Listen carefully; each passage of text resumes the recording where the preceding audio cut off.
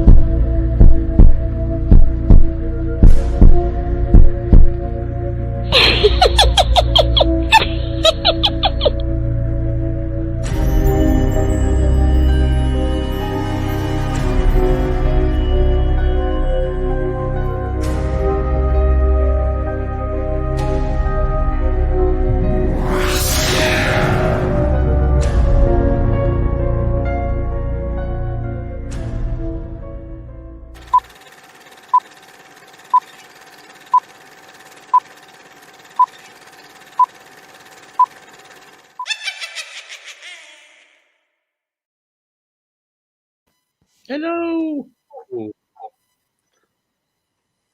Hello. Right. So, this evening, I don't know if many people have heard of him. We've got Paul Sinclair with us, a.k.a. Mary, now and again. Yeah, now and again. When it feels like it. Yeah. Yeah. Nice to have you here, All right. Paul. We're fine. You? Yep. Happy New Year. Yeah. Oh, thank you very much, and Happy New Year to you and all your guests. Thank you. Thank you. So, should we begin? Yes, Yeah, let's begin. So, tell us what you've been up to today, then. Well, earlier today, Les Digital Creations went to pick up a mannequin. We've been asking for one of these for a prop for something we've been doing for Wolflands. Yeah. So he was in York early doors picking this up, brought it through, loaded the car up, been to the forest. From Forest, we went to Flamborough. It's absolutely freezing up there tonight. Ooh, I can imagine. I got in probably about 30 minutes ago. Quick shower, and I'm sat here. You are? We've been. The mannequin is all to do with the research of Tony Dodd, who in the 1990s, late 1990s, were looking into strange events in Dalby Forest. Yeah. And surrounding forests, which is interesting because whilst he was researching and looking into these strange events, one of our contacts, the gamekeeper, were working in a neighbouring forest a few miles away, having his own strange events, and he never knew. He didn't, never the two met. But the mannequins, because over a period of months, 7 bodies were found in Dalby Forest. Yeah. Allegedly mutilated, but hairless, just devoid of any hair. And they were found at separate intervals, not all at once.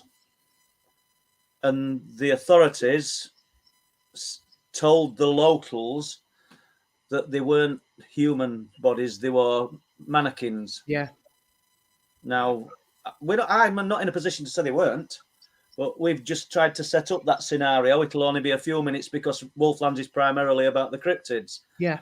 But seeing as this stuff were happening around the same time, and Tony touches on the strange animal mutilations and he touches on the strange creatures that are in those forests, yeah, it's appropriate. And, we're not trying to say, no, these things weren't mannequins. Maybe they were.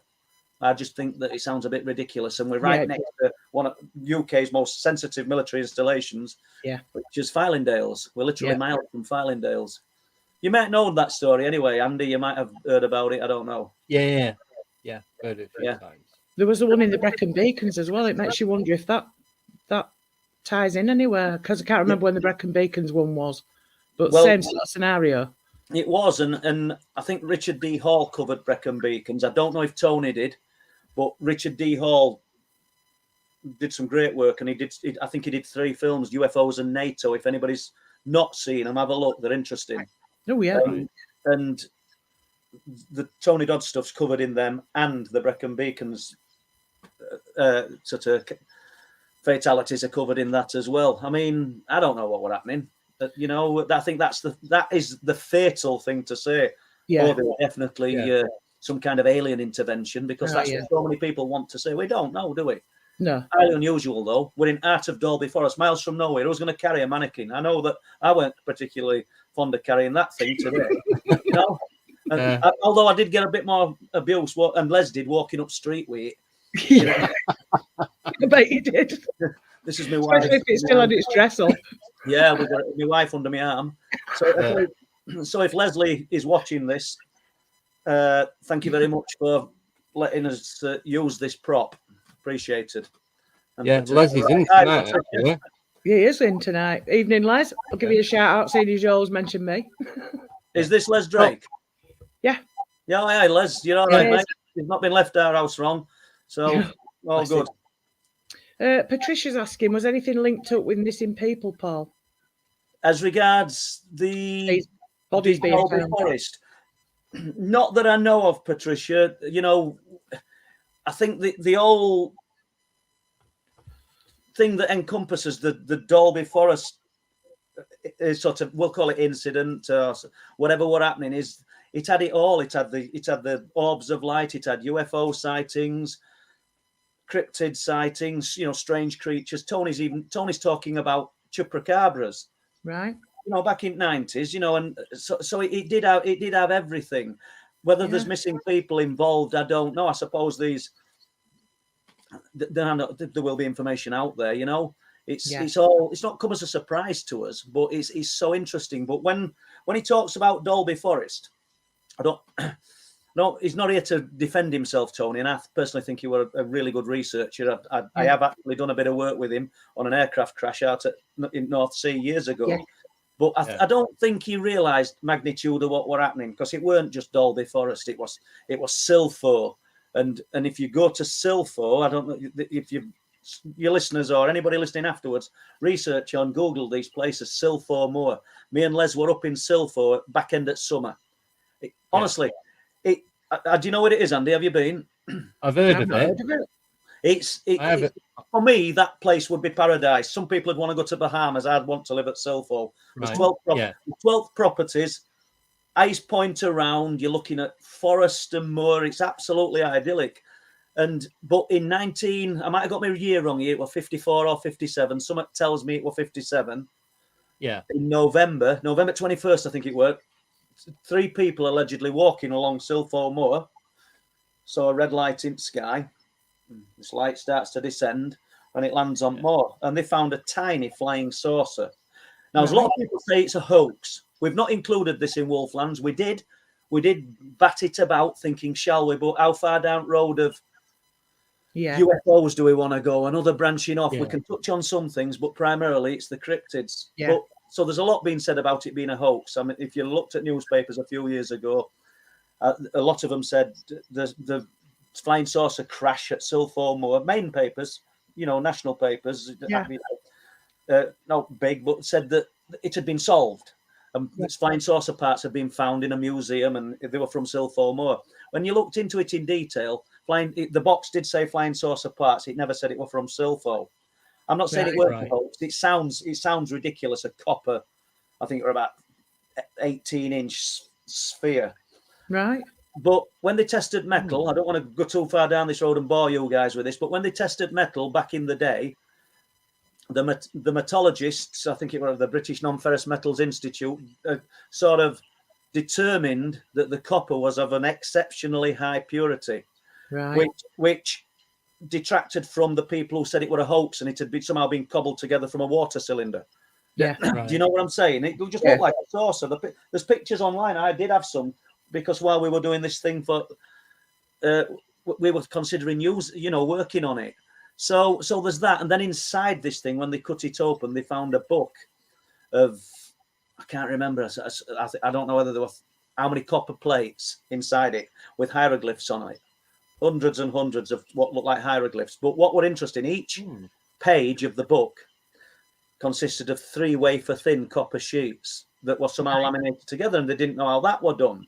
Yeah. So although to me, if somebody said to me, come on, out of 100, is it a hoax or is it?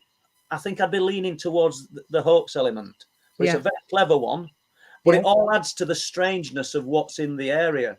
You know, so it's just fabulous. I mean, all those forests are linked.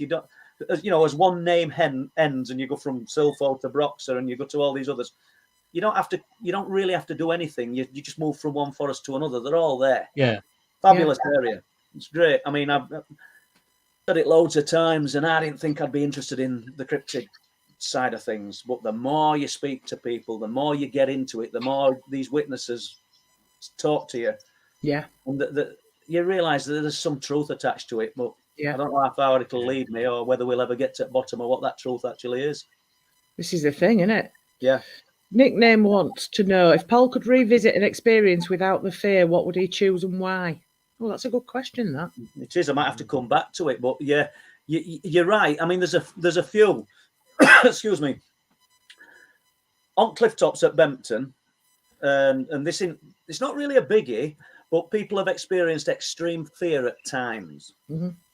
Now, I've been frightened once, and I left. And there were once when I was Steve Ashbridge. I wish he were in chat now, because he'd tell you. And we walked. If me and Steve go up there, usually Steve's got the day off next day, and we don't come back till very early hours. Do you know? So we'd walk to the very end of Danes Dyke End, and it was a freezing cold night. And on the way back, I felt fear. He didn't, and I mean, it's just unusual for me, because I'll go up there on my own. Yeah, it were horrible. It were absolutely horrible. And so to answer his question, I wish I'd have hung around, because there was something that created that fear-filled feeling within me. Yeah. But I think Like there was terror. something there. Yeah, there was something there. Felt like I was being watched, and it were really, really frightening experience. And I was telling Steve, I said, we've got to go. I said, I feel really uncomfortable. I said, I don't like this. Yeah. And he said, well, I don't feel a thing. I did. So I wish I'd stayed. Do you know what I mean? Yeah. But in other situations, you'd go back to some of the things in childhood, probably, and hope you wouldn't be frightened. But, every time something like that happens, I can only speak from personal experience, but you think you're going to be ready. Yeah. Yeah. And you're never ready. You're just every time you're just a rabbit caught. I were anyway a rabbit caught in headlights. You like to think that you'd do this in this situation. I don't know whether these things, these in otherworldly intelligences, or where I don't even know where they're from, but I don't know whether when they come into our space, they affect chemicals within our body that trigger this fight or flight mechanism. Yeah. And they might do it unknowingly. It might just be part of the process of how they appear, or whether they're doing it knowingly. Because the fear most people feel, and that I don't know, total. I've said it already. Rabbit in headlights scenario. Yeah, it's so natural, But and how many times? I mean, sorry, Andy, go on. I was just going to say, it's that adrenaline rush when something unexpected happens. Yeah, and it just hits you. Yeah, but this I know what Paul's on about when he's on this terror thing. It just suddenly overwhelms you. It's different to fight or flight or adrenaline. Yeah, I think it is different, Andy.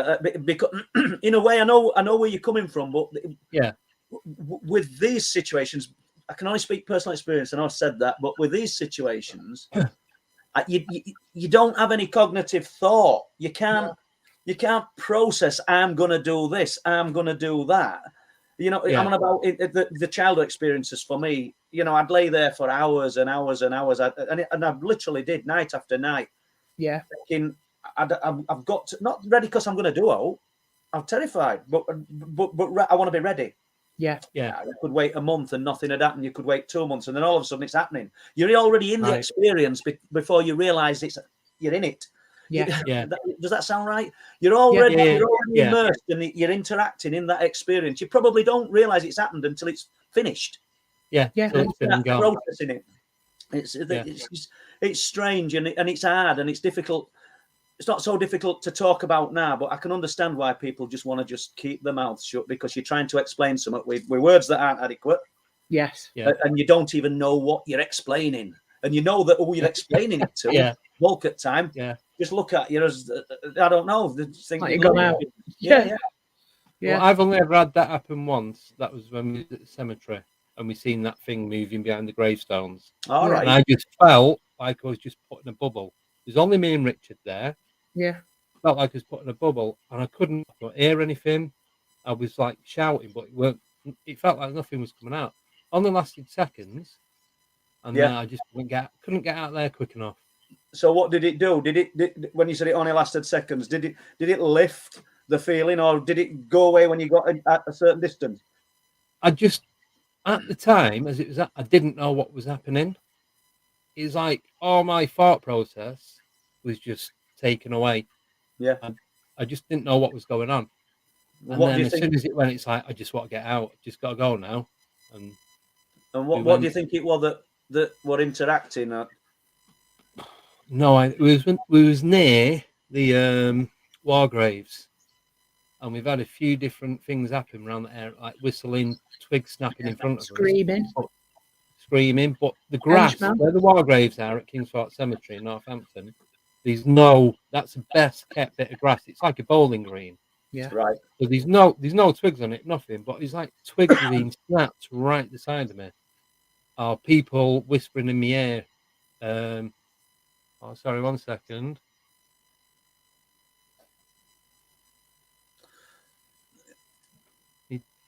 Screen's going to go off.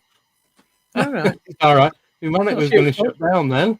It's not done that before. Yeah, sorry. And it was just whispering, like air, and the EMF readers were going off. There's nothing about.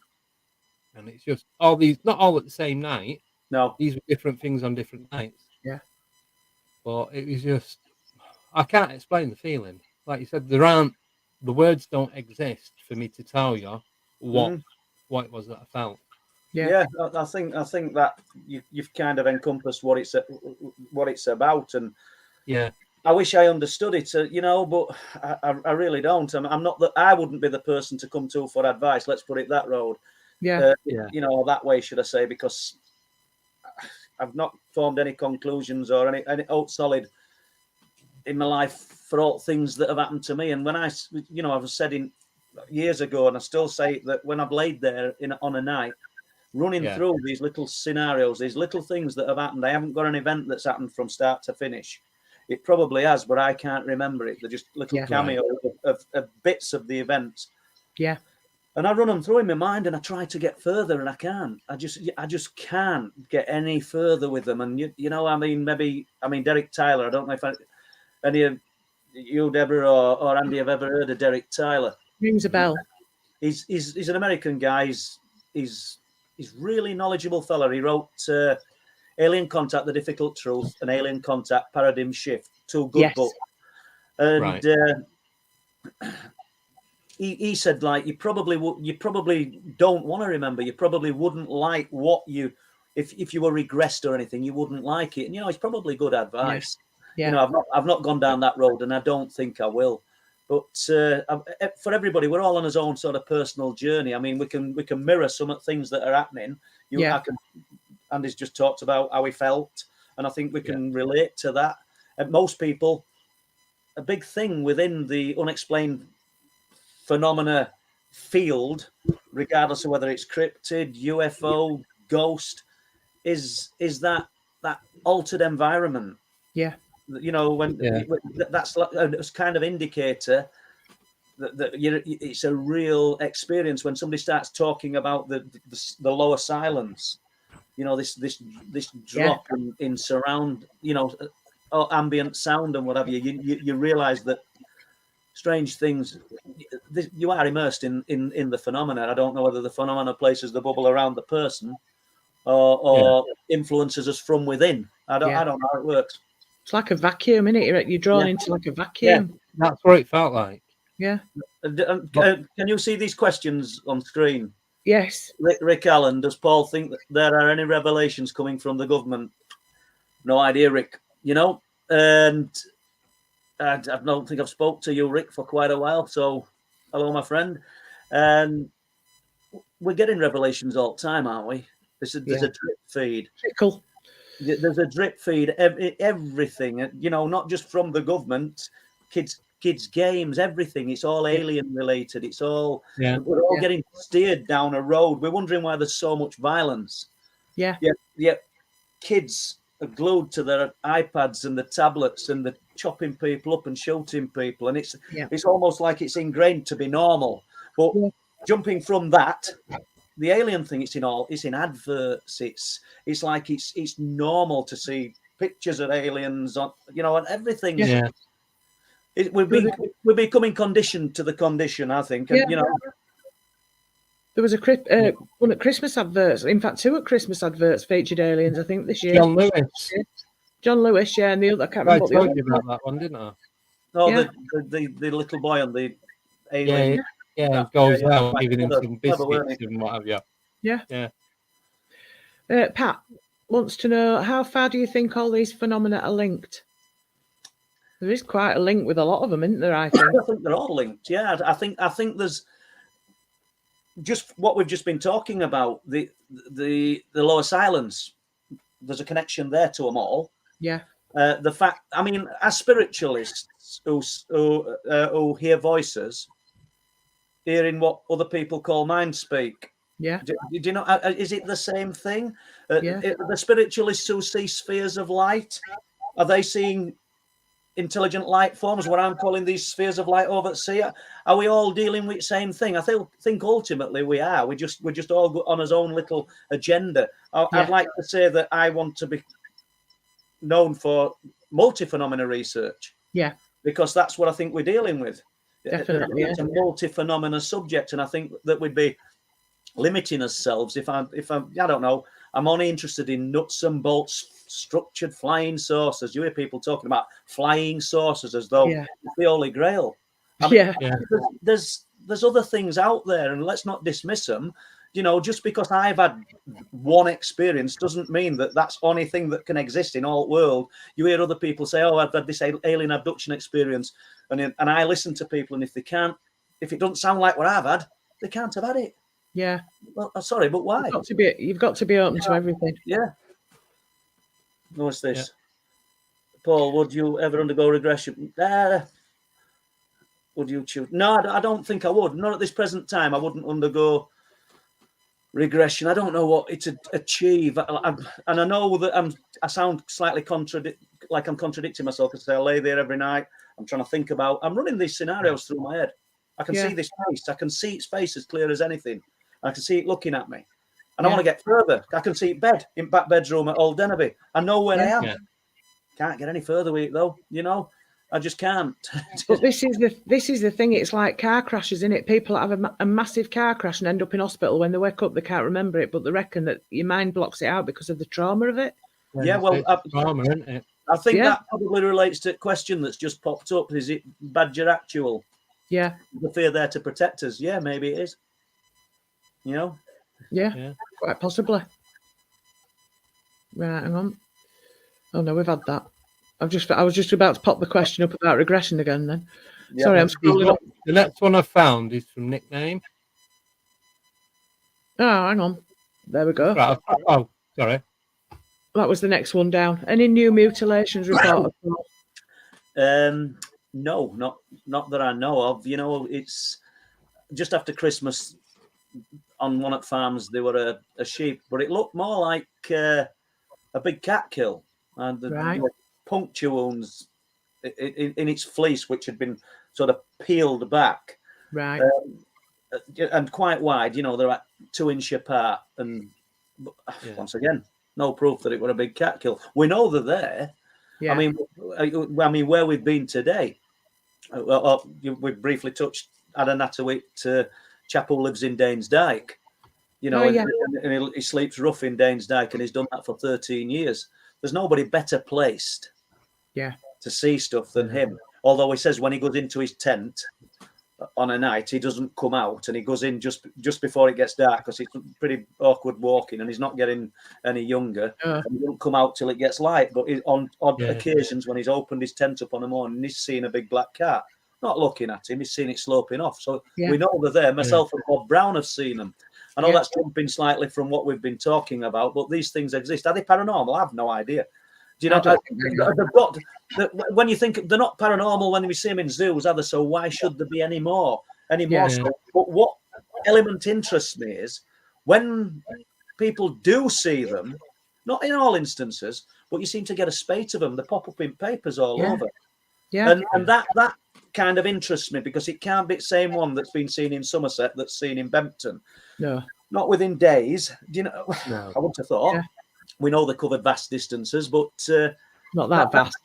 And the locations these things are seen. Like I've talked about this many times. There's a lane that sits between Bridlington and Bempton and Flamborough. It's called Short Lane. It's only about a mile long. Right. It's got nothing either side of it, just fields, cattle grazing at certain times a year. 2 or 3 years later, might be a crop in it. There's no trees, just an hedgerow running down. But the archives, looking in old newspaper archives, reveal big black cat sightings on Short Lane. Lots of them. I don't mean loads, but lots of them. Yeah. I get people telling me, oh, coming home late one night, I'd been working at such and such. I cut across Short Lane and a panther jumped into the road. Not just one report of it, loads. So that interests me, because there's nothing there. Yeah. There's nothing there to conceal a big cat, or, you know, I mean, unless it's just some highway that they're using. But why Short Lane? And why there's a lot of habitation beyond it at either side. So I just don't get it. You know, so there's certain elements that's, even though we realise that potentially they're there and they're living and they're breeding, because everybody knows that they exist. We see them in documentaries. We just see them in other countries. But lack of photographs. You see some pictures in newspaper, or you see a clip of footage, and you look at grass that it's walking through, and you think, yeah, it's a big house cat. Yeah. You know, are we all that stupid? Look, they've just cut the hay, and you know how they roll it all. And there's a cat walking, and then it goes behind it, and you can't see it. You realise it's not a big cat. So none of it seems to do us justice, because we do know they're there. Myself and Bob Brown driving from Bempton one night. Yeah. I think 10 seconds sooner and even quicker, I'd have ran it over. And it literally just cross road. We saw the back of it and its long tail, and it had gone into edge. Just pulled the car round, tried to get a torch in field, and that was a bit sludgy. I'd got a Mazda at the time, not a Ford before, and it weren't really. It took me a bit to get the car park, but it had gone. Whatever it was, it had gone.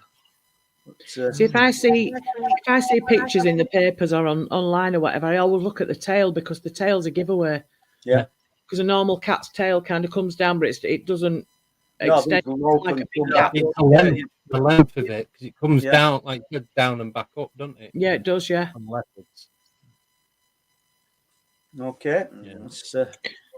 Nickname wants to know: have you been asked to investigate anywhere else in the world? Where would you like to go? Oh, I'd love. You know, there's a few places. I mean, I think I would. Excuse me. I'd love to go to Skinwalker. Yeah, we've all said that. Well, I've spoke to George Knapp a few times, and he said he'd like to get me out there. Right. And you know, which would be fabulous. You know, 'cause he's interested in what we're doing. He's interested in Wolflands, which I'm really grateful for. Yeah. And I don't know. There's enough stuff happening where we are, and it's been flat. I mean, if somebody said to me, "Well, out of 10, what's been happening in the last 6 months?" I'd be saying it's a 3. It's a 3 on that scale. But you know, it's got the potential to deliver some really unusual things, sometimes tragic things. But that's got the potential. But anywhere else in the world, there's the forest, that haunted forest in Romania, the Hoia Forest. Yeah. There's, you know, I suppose there's lots of places. There's places in this country. I'd like to go to Cannock Chase. I'd like to go to is it Ben McDewey? I might have pronounced that wrong. Yeah, Ben McDewey. Yeah, the big grey man. And I know that. I know that me and Chris Turner were thinking of going. You know, and whether it, you know, Chris Meek. I know he lives up there, or you know, Scotland, and one of our best friends, lifelong friends, who passed away last year, Robbie Shankland. Or a great cryptid researcher, and a lot of these cryptid researchers in this country are ridden Robbie's back and never give him credit for all work that he did for them, because a lot of pictures, a lot of good solid research that people were using in books, on podcasts, had come from Robbie. Do you know? I mean, and you know, I'd have loved to have spent some time with him again. Do you know what I mean? Because we were friends in his 20s. For 10 years. It's crazy, really, because then he went back to Scotland, and I think he went to a U.F.O conference in Scotland, and my name must have come up, and he asked, and then we reconnected again. But where am I going with that? Yeah, he gave me a location up in Scotland, which is the only one that he was frightened to camp in alone. He'd been in it one night and had some kind of interaction. Wow. And I've got the location, I've still got it, and I've got lots of information off Robbie, you know, privately. So that might be a place that I'd like to visit at some time. Yeah, but don't go on your own. Oh, well, I won't go on my own. There's my Achilles heel, you know. I don't like driving anywhere. I'd sit in the passenger seat all day long. Yeah. I'll be your driver then. Sharon's wanting to know if you could interview anyone and that person has to be 100% truthful, no bluffing or dodging, who would it be? Is that no bluffing or dodging from me? Yeah, maybe. Yeah, it's a good point. I mean, on our live stream, on Truth Proof live stream, if we're talking UFO related, I'll try to get Whitley Strieber on. Yeah. Now, you know, because Whitley's always been good with me, always from early 2000s, and I'd love to get him on and hear Whitley's story. Do you know? Have you not ever asked him? I've never asked him. No, I mean, he's wrote for all my books, you know, and I've never asked him. I don't know. Maybe I should, because I'll be talking on his podcast, Dreamland. I would think next month or in next few weeks. You know, he asked me to. So yeah, I probably will, and he'd be good. He's got a great story. I know that people say, "Oh, look, Whitley's story is disingenuous." I don't think it is. Yeah. I think it's an absolutely brilliant abduction. But we're all dealing with things on a personal level, aren't we? Yeah, we are. Yeah, we can't all agree. You know, I can. If somebody turns around to me and says, "I don't believe your story," I can accept that. I'm not bothered.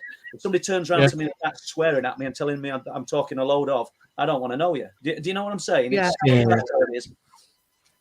Nobody else can tell you what you've seen. But it's hard, isn't it? You know, but you do have to understand. Not you or you, Andrew, but people have to understand that that I can't expect people to believe it. No. Just because I've had these experiences, I can't expect people to believe them, and any more than I could expect you, and Andy could expect me to believe what's happened in that churchyard. Yeah. We've just got to the place of faith in individual that they're being as truthful as they can, and that's all we can do on any level, isn't it? You know.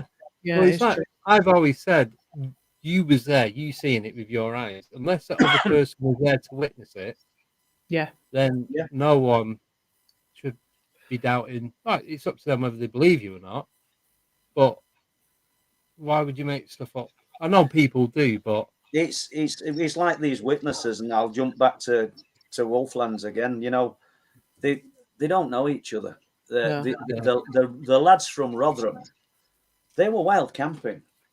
They were wild camping.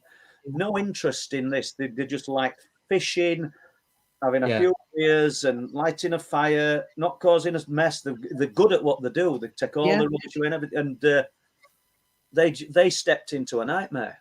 They literally stepped into a nightmare. And once again, they were in this forest close to Broxer, which I don't know whether anybody's picked up on the fact, but Broxer, in certain cultures, the mythology of it is it's a shapeshifter. So that's the name of the forest. So they're close, and one of them says, "We've got to go. We're being watched. I don't like it." I said, "What do you mean?" He said, "We need to go." Well, you're going down what's close to an 800-foot ravine, and it's very steep. Yeah, and it's full of pine trees. It's really hard going. First time we went. Dark. Well, they'd gone in daylight. To get out of it, as they say in film. I mean, Steve says in film, he says, "You've seen what it's like in here." He says, "We just thought of packing up, because the pine trees, they've got sharp branches sticking out all over. Imagine walking through all that. Yeah, and it's steep." So they're doing it, and he's saying he's perceived that we're being watched. We're being watched. I don't like it. We've got to go. And we just sat there. He says, and then all of a sudden, he says, "Look at that." The one who hasn't gone on film, the guy said, look at that. He says, and in the distance, Jim says, "I'm looking, and there's two huge amber eyes lit up, human shape, but huge amber eyes lit up in the darkness. He says, and I'm thinking, I don't know what that is. I really don't know. He says, I thought, you're looking for logical, but you're still trying to process it, even though what you're looking at is illogical. He says, I'm trying to. His words were assign an animal for the size of them eyes. He says, and I said, well, as big as a cow's head. He said, no, bigger. He said they were huge. He said, and I'm thinking, big cat, we're going to get mauled. Yeah. Even though we know that they're into big cat with eyes that big, So he said, I'm looking at these things. He said, and all the time, I'm trying to be careful not to say this guy's name. He's getting more and more frightened. He says, we're trying to calm him down. He says, and about half an hour passes. He says, and it's getting worse. We're frightened he's going to run off into darkness. So, and there's nothing. You don't have a phone signal when you get in there. There's nothing. There's no phone signal. That's end of it. Yeah. He said, so I stood up and I took 2 or 3 steps towards it, and I and he's making these noises. And it disappeared. Says, and then I turned around, he says, and then I saw it look on Steve's face and other guy's face. So the jaws are down here. He says, and then I turned back, and he says, the eyes from being 3 foot off ground and now 7 foot in air. He says, and I can see its outline. There's no mistaking what it was. So now I'm frightened. These guys, the first night that they met us, because they'd reached out to me and they'd heard me talking and basically trying to portray other people's stories. If I believe that somebody's telling me the truth, I try to put it over in the best way possible. Yeah. So they put a bit of faith in me and contacted me. Steve did first. But the first night they met us, they drove from Rotherham straight after work. Yeah. Straight to that. We met at a place called Reesty Bank, which means rancid, by the way. Well, nice. So we met him at Reesty Bank. Took them an hour and a half to 2 hours to get there. No teas. We went straight there just to show us where it happened. Yeah. And now nothing to gain with that. And that shows a certain amount of genuineness to me. Yeah. On way out, and if Les is still in chat, I know he'll know what I'm going to say. It was such hard going. Les collapsed. Yeah. It collapsed at the top of the ravine. I thought, Christ, if we get to the top of the ravine, I'll be thankful. Chris Wright took his rucksack. I got his camera.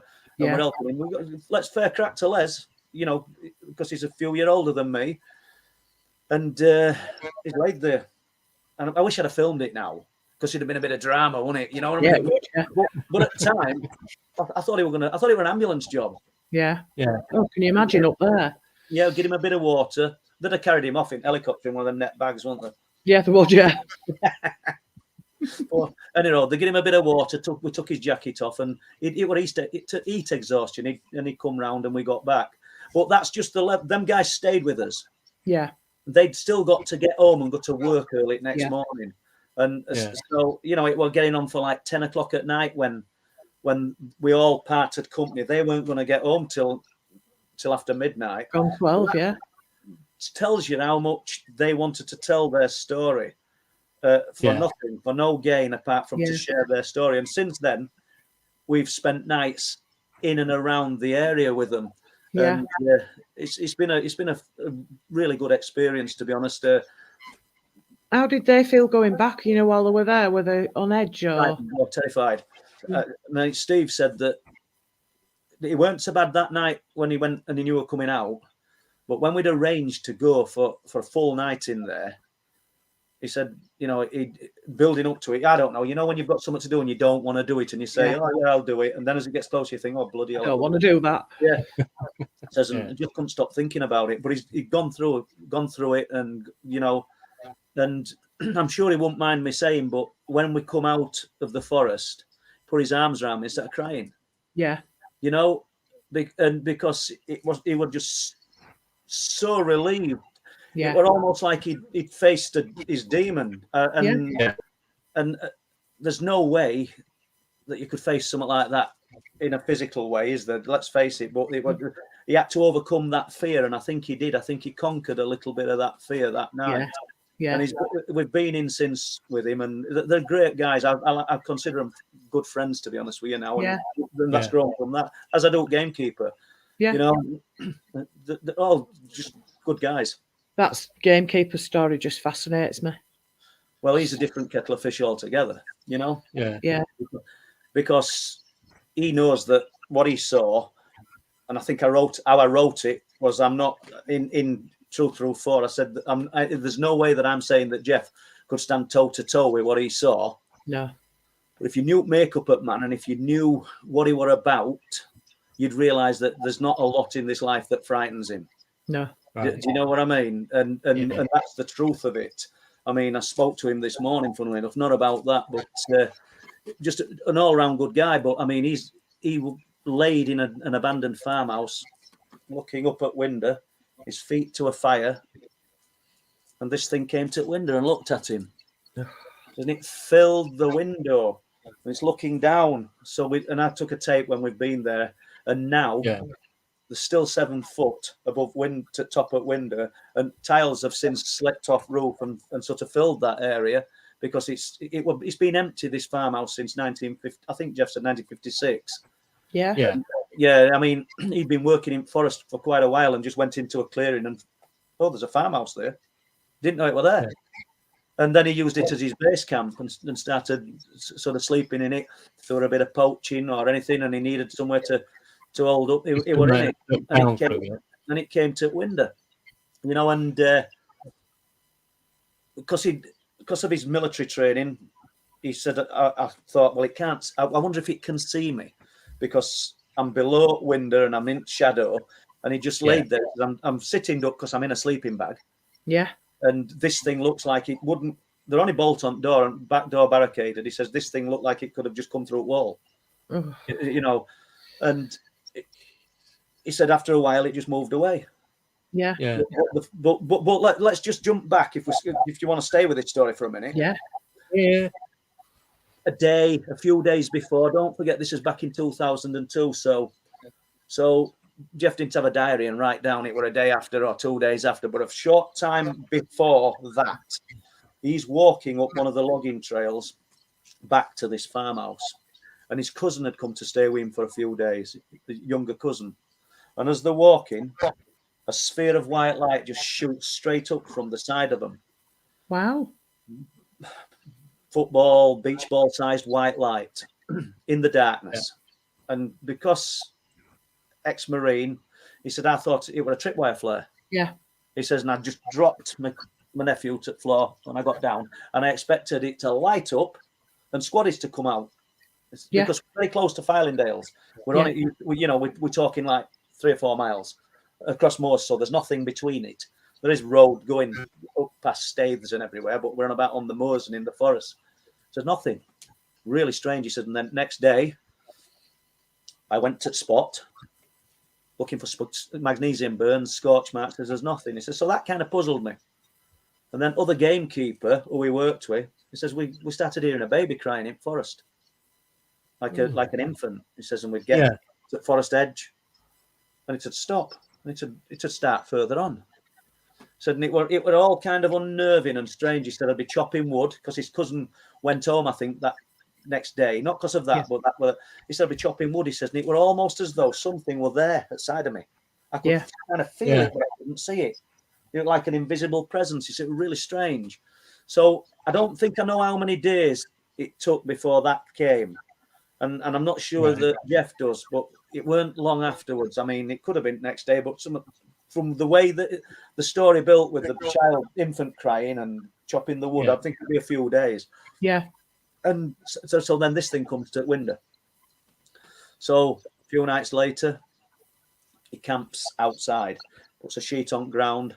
We think it were about 40 foot away from farmhouse. There's a little divot. I found it actually. Les and Chris Wright will know that I found it because I'm carrying my camera, and I stepped in a puddle and went up to my waist, which for everybody, it were a right laugh for everybody bar me. You know? I can imagine.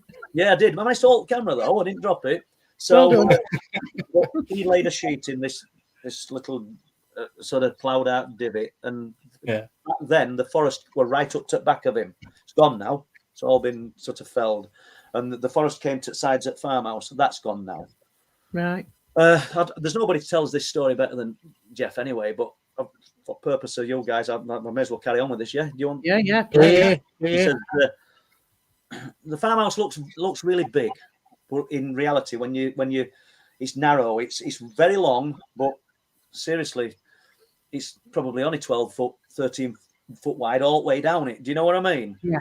So it looks big. So he's looking at the front of this house. So you've got the farmhouse, then you've got some lower level buildings, which would be barns and storage, all kind of intact. Then the roof were on, everything. Somebody's been and set fire to roof since, and tiles have dropped.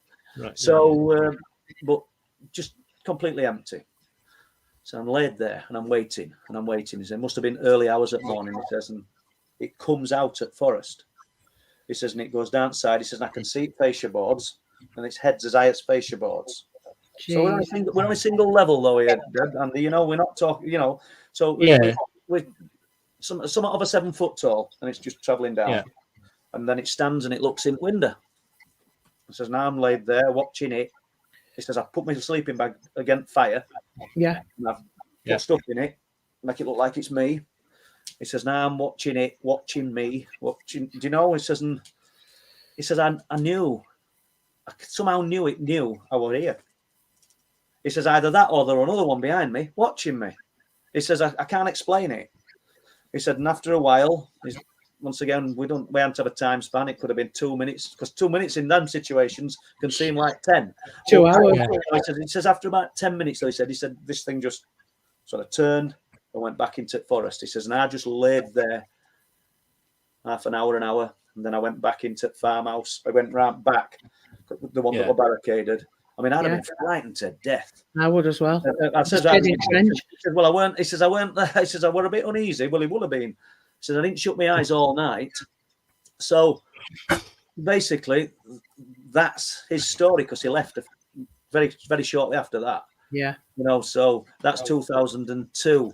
But he was there in 90s when Tony Dodd were researching the animal mutilations and the strange creatures in the forest. Yeah. And literally just a few mile away, that's where we're at. And so many stories coming out of those areas, it's incredible. And the houses and the cottages are few and far between. So to get a few people talking to you is quite interesting. Do you know what I mean? Yeah. Especially if they're telling you, relating things like this. So I got contacted by a guy who lives in a cottage up there. He's asked me to go to the cottage, look at the surroundings and things, which I probably will at some point. Yeah. I asked him if he'd go and film, and he wouldn't. I asked him if he'd let me film him with his back looking into Forest, just relaying story, and he wouldn't. He's not seen anything. However, he's lived there a number of years, and he says that on a few occasions, probably only 2-3 occasions, and we spoke a few times, he's told me these stories. He said, I've been walking early hours, and I've gone downstairs and opened my back door. Now, if he opens his front door, he's looking at Forest. If he opens his back door, he's looking at Forest. Right. He says, and if you told me, he says, we've got fallow deer, we've got roe deer, there's even red deer. He says, we've got badger, we've got fox. He says, I've heard all the animals. He says, you can go down bottom of my garden, there's a pond. You can see all footprints at deer and everything. He says, I'm not that green that I don't know what's in that forest and what sounds they make. He says, but if I'm stood at my back door and the forest is alive with anger, he said, if you said to me there's a pride of lions in the forest, I would believe you. He says, because that's what it sounds like. That's interesting, isn't it? You know what I mean? Once again, with no proof of anything, but people are telling you these weird stories. Yeah. I don't know. Yeah. Any questions with this? Paul Aiscoff, good evening, Paul, has asked, has Paul had equipment malfunctions, dead batteries, or the silence bubble with any sort of sighting?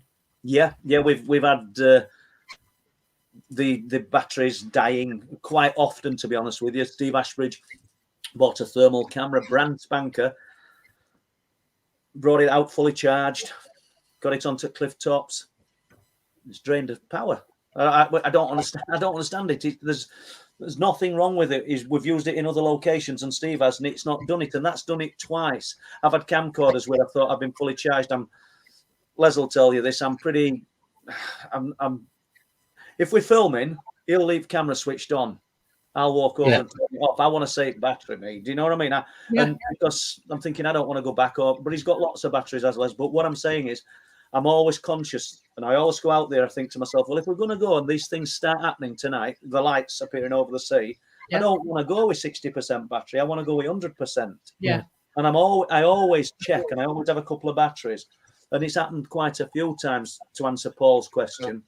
And you know, I don't know what answer is. And this bubble, this being immersed in this lower silence, that's happened. But I think it's one of the most fascinating aspects of the phenomena, and the thing that, if we call ourselves researchers, because that's all we're only looking into things, we're all doing the same thing. I think we should be focusing on that as much as anything, because I can't work out what's happening any more than anyone else, I suppose. I know you've got your experts out there who know bugger all, who'll tell you what's happening. Yeah, you know what I mean. But you know, but that's let them do it. I wonder sometimes if these things are around. Let's say it's UFO related.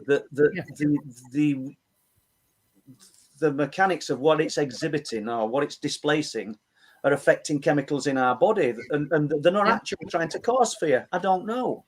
Do you know what I'm saying? And because the extreme fear, the lower silence, it's present in all aspects of the phenomena. Yeah. And, you know, I just don't know. You know, I've not really answered your question good there, Paul, have I? But I apologise. You've answered it as best you could. Yeah. Nickname wants to know, has Paul ever been encouraged into testing his remote viewing ability? No. There's been a few times. It's a weird one, this, because I don't know whether it's remote viewing. There's been a few times when I've been sort of relaxing at home or in bed, because I don't sleep really well, me. I get up at daft o'clock. I probably, I was up early this morning. I'll probably be up at 5 in the morning. I might be up at 4:30. And that's not a moan.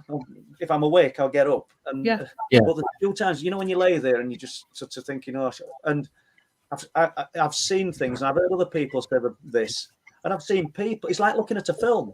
Yeah, I've done that. And it's colourful and it's daylight, and or in somebody's room with light on, you can see carpet and everything.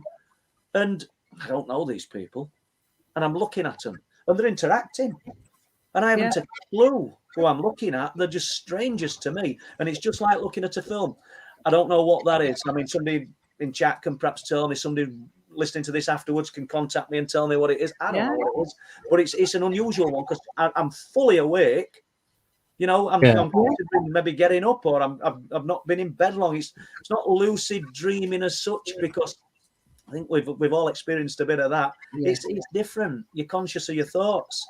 And once you start thinking about something else, Deb, sorry to cut in there, but once you start thinking of something else, it dissipates. It goes. I think your mind wanders onto another level. I think that's why that happens. Because you're so relaxed, your mind's drifted to another. What do you call it, Andy? Frequency. Yeah. The can't speak now. It changes frequency. Right. Yeah. It's like changing a TV channel or a radio station. Well, yeah. I think I've actually said something similar in books. Not necessarily. When people will argue the fact that extraterrestrial life can't possibly get here because the laws of physics say that it's all these light years away. Yeah. I can listen to Radio 1 and it's only a little tweak at dial, and I can listen to Radio 2. Yeah, exactly, yeah. You know what I'm saying? And I was to say that these things, and if Paul Askoff's still in chat, Paul made a great analogy when he said that it's like the lines of a record, and there's all these other existences. I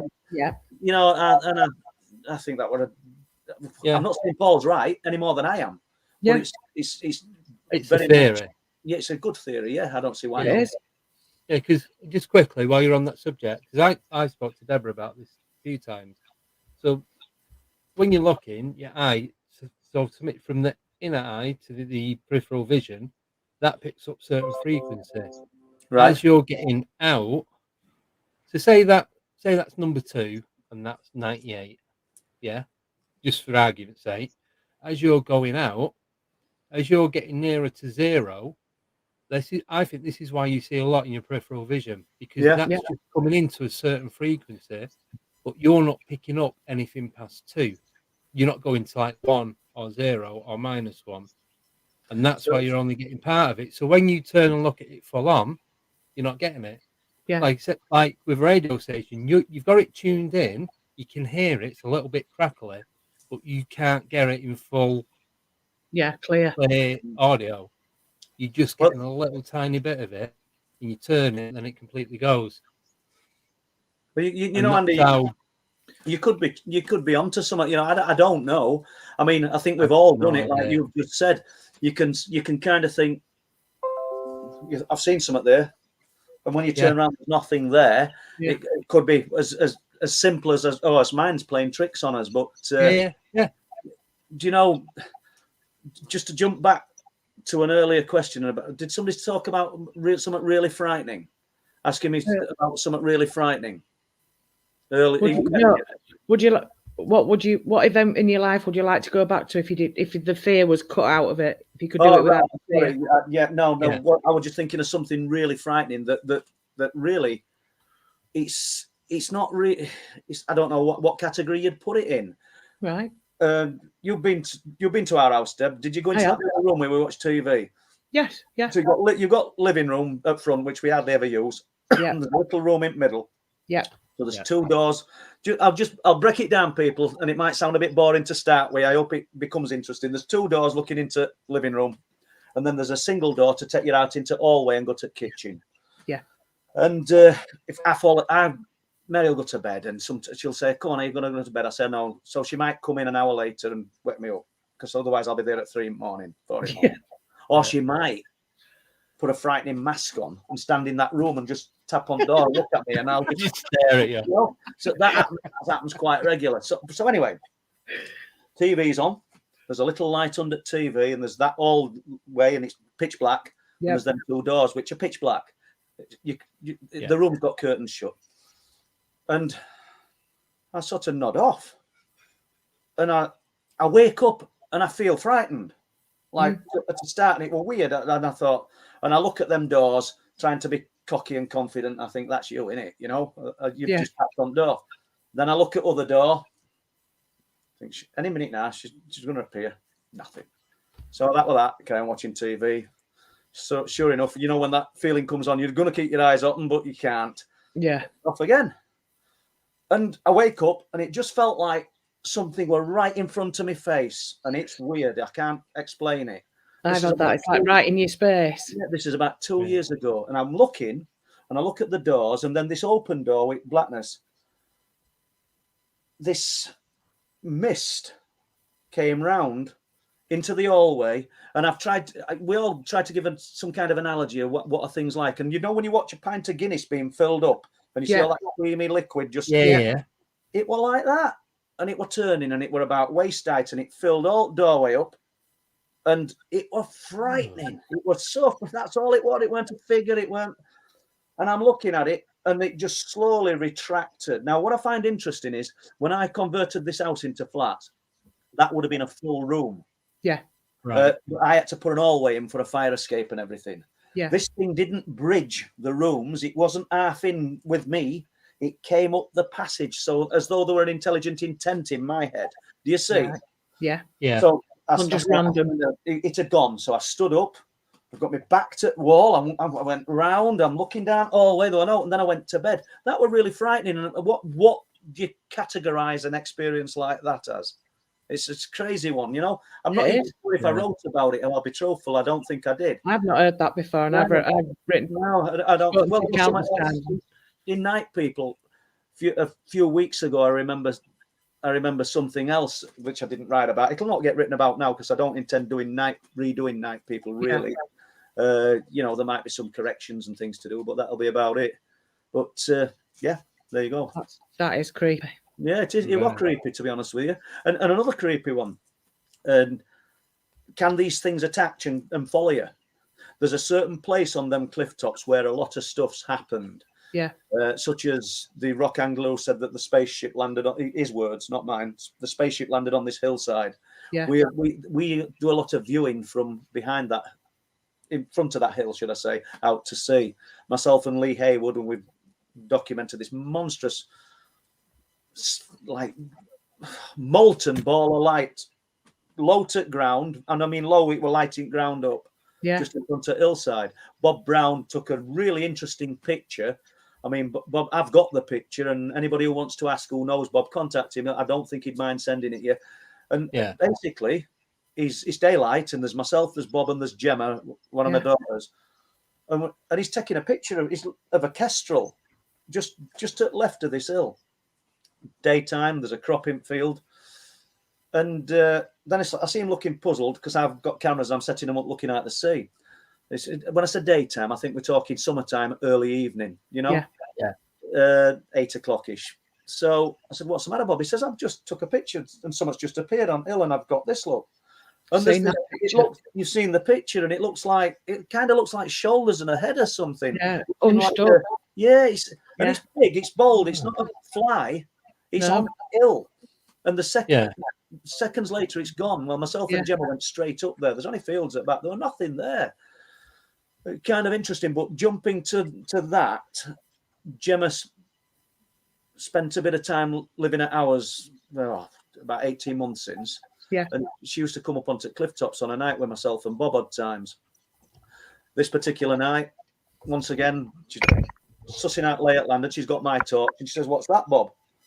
And she said, "I could see a glowing like white square." Yeah. And Bob looking at it, he says, "Oh, it's just something on a fence post, I think." And then he realised, because he's up there all the time, there ain't a fence post there. So he put a torch on it. And they both said it just, whatever it was, just kind of just dropped to the floor and it had gone. But that's not where it ended. Me and Mary, we went to bed that night. Gemma stayed up watching TV in that little room. Big TV on the wall, and she's watching it. Next morning, she says, I nearly woke you up. I said, "Why?" She said, "I'm watching TV, and there's only our hallway behind where this sofa is. And then there's a bathroom, so it's not next doors. Do you know what I mean? As it noise, this is what I'm trying to say. The upstairs flat were empty because Wendy had left. She said, I'm watching TV. She said, and I heard what I thought there'd been an earthquake at first. She said, I heard this like rumbling. She says, and then something started to growl really just behind me. And she said, and it sounded like bass. It just made all my inside shake. She said, it was a growl. It was an animal growling. She says, I was terrified. She says, and after it had finished, I put light on and I stood looking round and I thought, my dad, because I'm a light sleeper, he said, he'll get up in a minute. He's got to have heard this. She says, you never got up. You didn't get up. I said, well, I never heard a thing. So that's these are just quirky little bits. Yeah. To strange events, aren't they? You know. Yeah. So just make of them what you will. Right. Well, Ed, for a 2-minute break, then you can have a 2-minute comfort break. Oh, thank you. Yeah. Need to stretch your back. Yeah. You need to get off that weird chair that he's on. Yeah. Oh, and then we'll be back. Yeah. So, all right. See you in 2. Yeah, I'll see thee. See you in 2. Have you done it? I don't know. No. Do it again. Oh.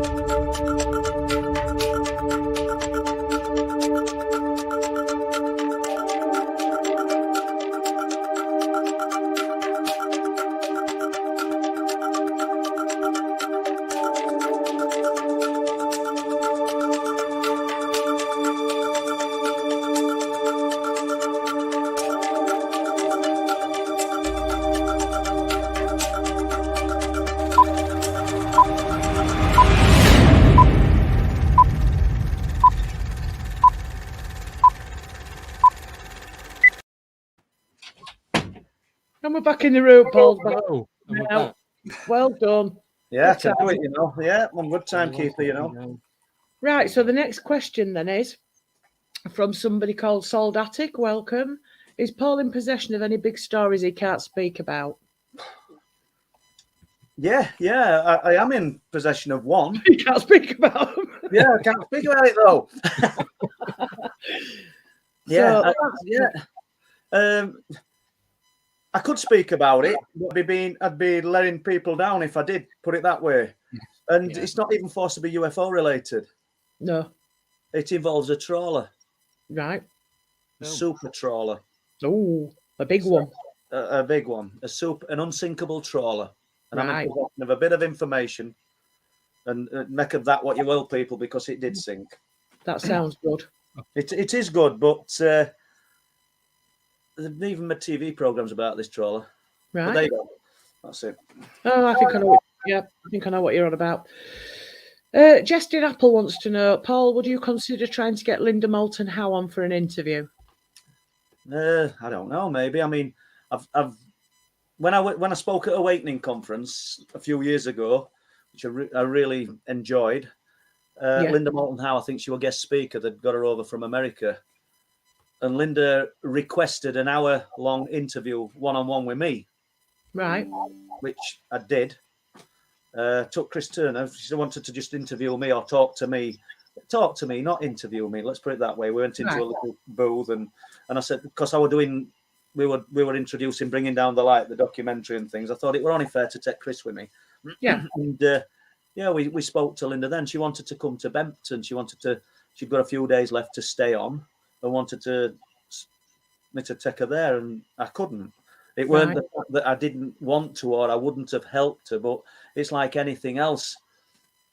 When the limited amount of people that you've gained the trust, I don't know Linda Moulton Howe well enough to say that, I can introduce you to these people, and this is the area where it's been happening, and you're not going to divulge this information. I've kept these locations completely out of it.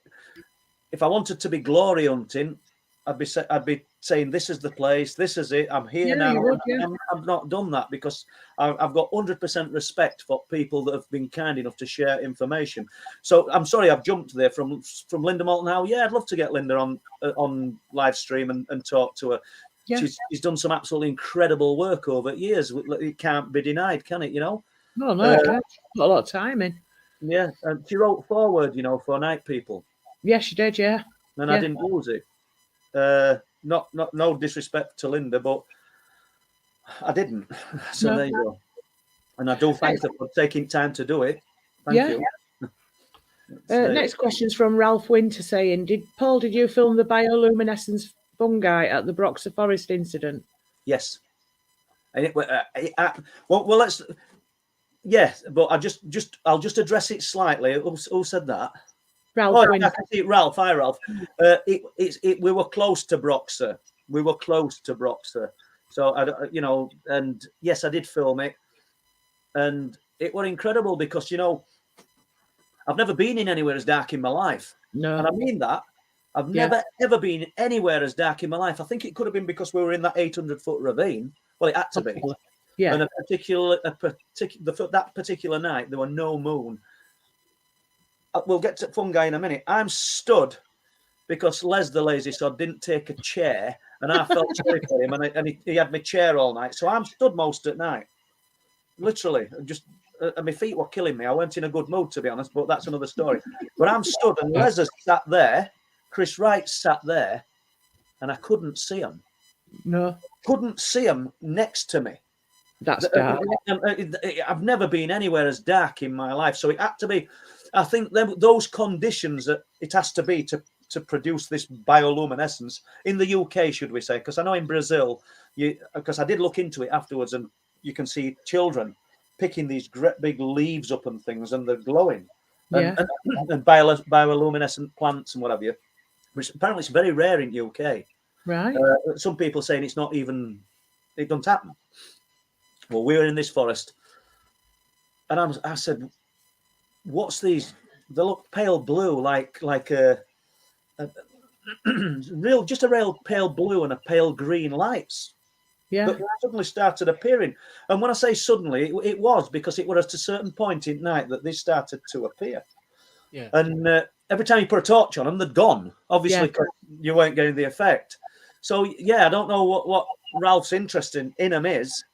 But, did we film them? Yeah. No, we tried to. We could see them, but we couldn't film them. So if anybody's got any idea how we could film them, I'd be really interested. You know, I've got the psionics, I've got the good Sony with night shot, and I didn't have the psionics then. Maybe that would film them. Maybe they're emitting a bit of heat, in which case... Thermal. Excuse me. Then the thermal, because I didn't take the thermal in with me on that occasion. So, because I'll tell you what's interesting, there's huge ant nests in these forests. Is there? Right. 4 foot high. Seriously, monstrous ants nests underneath all these pine trees. And they're not just one or two, they're all over the place. Yeah. But on a night, when you put the thermal on them, they're just glowing like great big puddings. And there's the activity, Yeah. Really interesting. Mind you, it's undisturbed, isn't it? I suppose nobody's going to be there to destroy them, so they're just going to do their own thing. I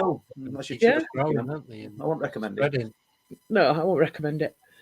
Alison Buttle wants to know, hi Paul, do you think from the Hummingbee account that all these things what happened are connected? Yeah, I do. Yeah, I mean, you know, if you just want to give us a brief recap of Hummingbee. We think it was 1998. So in Truth Proof 4, I've written about it, and we've labelled it as 1998. And that's not because the research hasn't been done. I've spoke to all 3 witnesses, 2 of them extensively, one of them 3 times. The other one who didn't want to talk to me, but did in the end. And I've full respect that I won't reveal his name or anything. And I think everything was linked. It started in 1990, 96, 97, 98. And it's a long story, this, Alison, that you've got us into here. But, you know, do you want to do a bit of it? It's good. Do you want to? Yeah. So basically, Andrew and Dave worked for a guy on the industrial estate at Hummingbee. And they both had day jobs. And during the day, the painters and decorators, and Andrew were a sign writer as well. Have we lost Deb? No, she's still there. She'll be doing something. Right. So Andrew's a sign writer as well. But on a night, they would have the tea and then travel after work to Hummingbee and work in this industrial unit. Yep. That were huge. It had big shutter doors on it that you could drive buses in or big wagons in and out other side, and a big compound at back. And they'd spray cars and prep cars and motor vehicles, you know, pickup trucks. Andrew would do the sign writing on them. He'd sign write fairground rides. That's what they were doing. And they'd work anything after tea from 6 at night till 3 morning. Yeah. Or most nights, I suppose it would be 10 or 12 at night. I don't know. And then come home, sleep, and go back to the day jobs.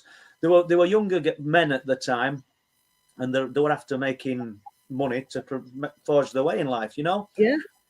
Dave, what youngest? Dave would have been in his 20s. I think Andrew would have been in his late 30s. And the boss, he was slightly older. And on a night, Dave's mum and dad used to come, probably because they wanted to see the son. Most nights, they'd come and just mill around and bring a bit of flask of coffee, maybe some sandwiches, and just spend a bit of time with lads. They lived in Bridlington. Yeah. And there were another guy called Alan, who I never got to speak to. He'd passed away. So we'll call it 96. I think it was June, July, and August of each year it started. Right. And this particular night, night, because they're working evenings, there's a loud crack on the side of one of these walls, and it's corrugated. You know what these industrial buildings are like. Yeah. And what was that? I don't know. And then they had another one. And it turns out that they were steel washers. And before they took this building over, it were an engineering place, and there were lots of bolts and boxes of washers still about. Oh, right. Okay. And it built up, and steel washers would start hitting walls and things, and they'd be together and they'd hear it. Coffee jars had dropped from air. Money had dropped from air. you know, literally just, but it weren't money you could spend, it were old money. And all these things started to happen. The radio would go very loud, really, really loud, and all the power would go off. But the radio would carry on playing. Yet the radio were plugged in. It didn't have batteries. So all that built, and there's so many things. They'd come out to the cars on a night, and there'd be little piles of pebbles on the cars or gravel. They'd be walking through workshop. There's only one floor in workshop. Let's give you a description at workshop. Big open space, bottom right-hand corner. There's a toilet block, and above that there's some stairs and boss's office. Yeah. Other than that, it's open. So there's nothing. Nobody can stand above and do anything. Painting lids would just drop out of air in front of them. Gravel would drop out of air in front. So all this stuff's happening.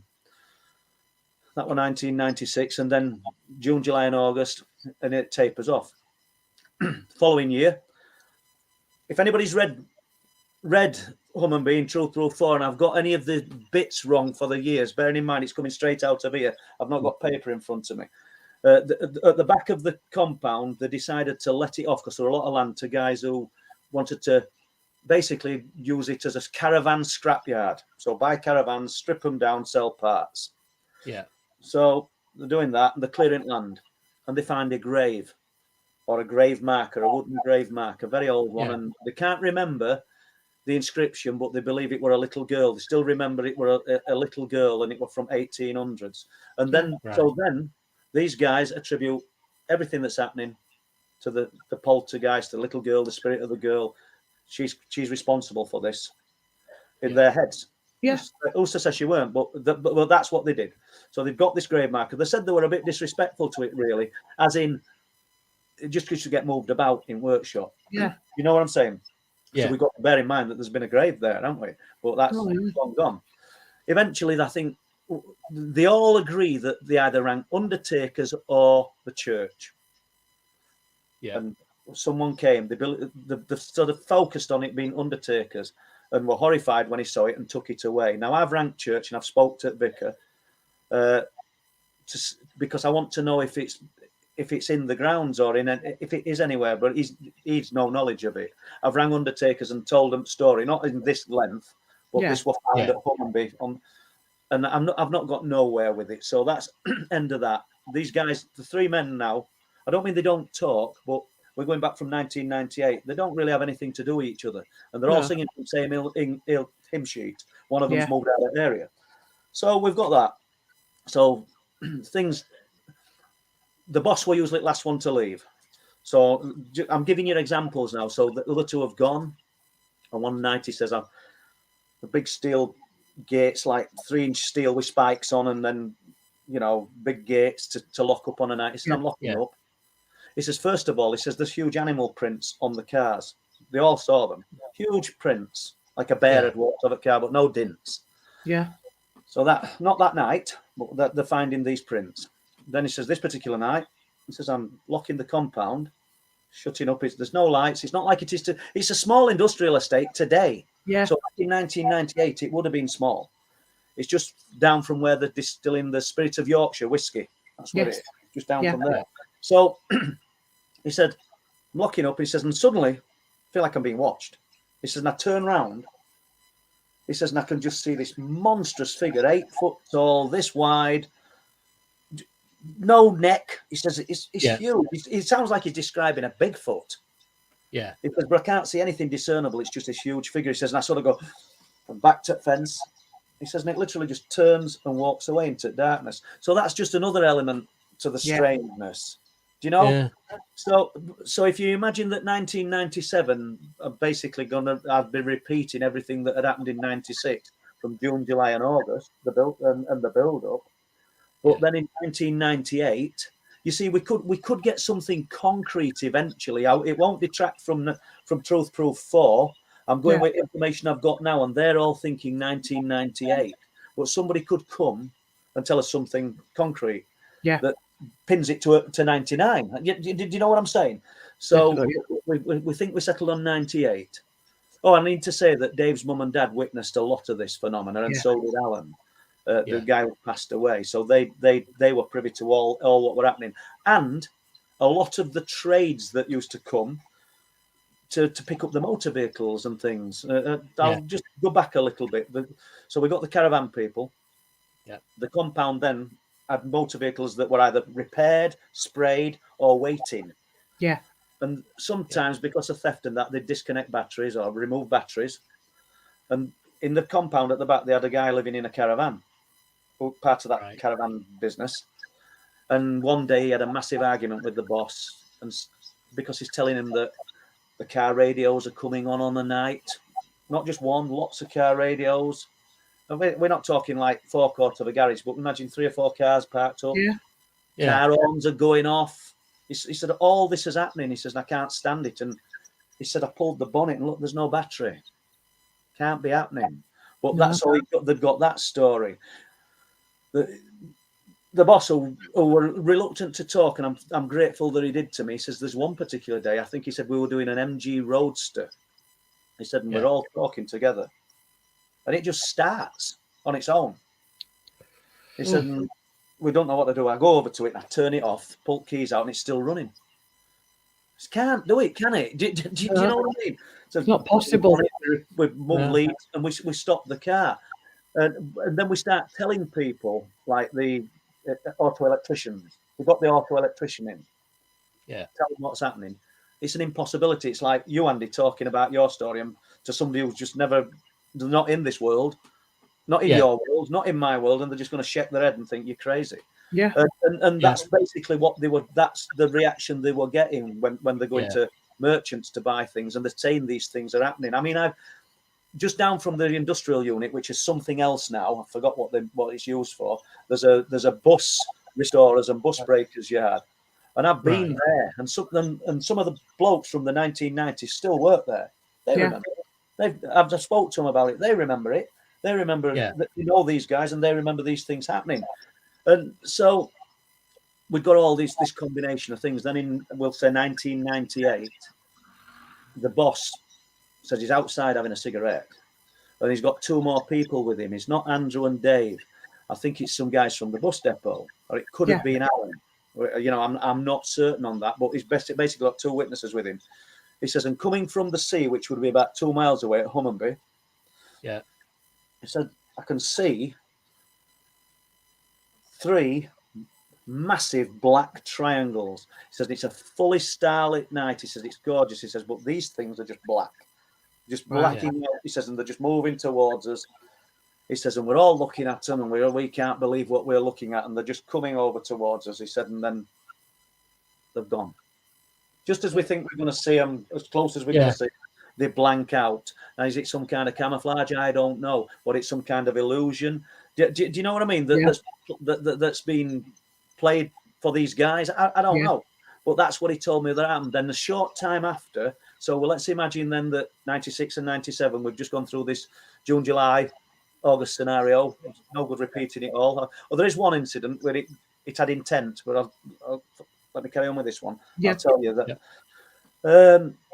He said a short time after, he said that's when things got stranger, if they can. And then Dave's mum and dad have gone home. They used to leave, say, between 9 and 10 at night and go home. It might have been 8:30, you know, nobody kept a diary. So he said the roller shutters were half open at the bottom of the compound. And I'm looking down the compound. I've got the story off each man. I want the same story, or I don't want the same story, but I want their version of events. I went to Andrew first, and I sat in Andrew's kitchen, and he allowed me to record him. And he says, I'm looking. He said, what I find interesting, he finds himself at the doors, but he doesn't say how he got there. We know he walked at doors. Come on, people, I know that, but he doesn't say how are we other 2. None of them do. None of them seem to be. There's this gap. They're not even confused about that, and I find that puzzling. But I'm looking down compound. He says, I can see lightning flashing, or arc, like an arc welder flashing from this thing, and it looks about as big as a flatbed truck. He says, but it's a flying saucer, a classic, what you'd see as a flying saucer, and it's there. Yeah. He says, and it's shaped like you'd think a flying saucer would be shaped, and there's a little glass bubble on top or whatever it is. and there's something inside it. He says, I can see it. He says, I'm looking at this thing. He says, and, excuse me, he says, but to this day, this is what I'll find interesting about Andrew, is because he's such a genuine guy. I mean, I've known him and I've known his son, David, a lot of years. Yeah. David used to work with me years ago, 10, 12 years ago, knew I had this interest, but never told me this story. I'll just briefly jump from story and tell you how I got the story. They were doing some work at a club in Flamborough, and where the guy who were in charge of the finances and sort of getting the jobs done, Jim, they got talking about U.F.Os and weird things, and Andrew related this story to him.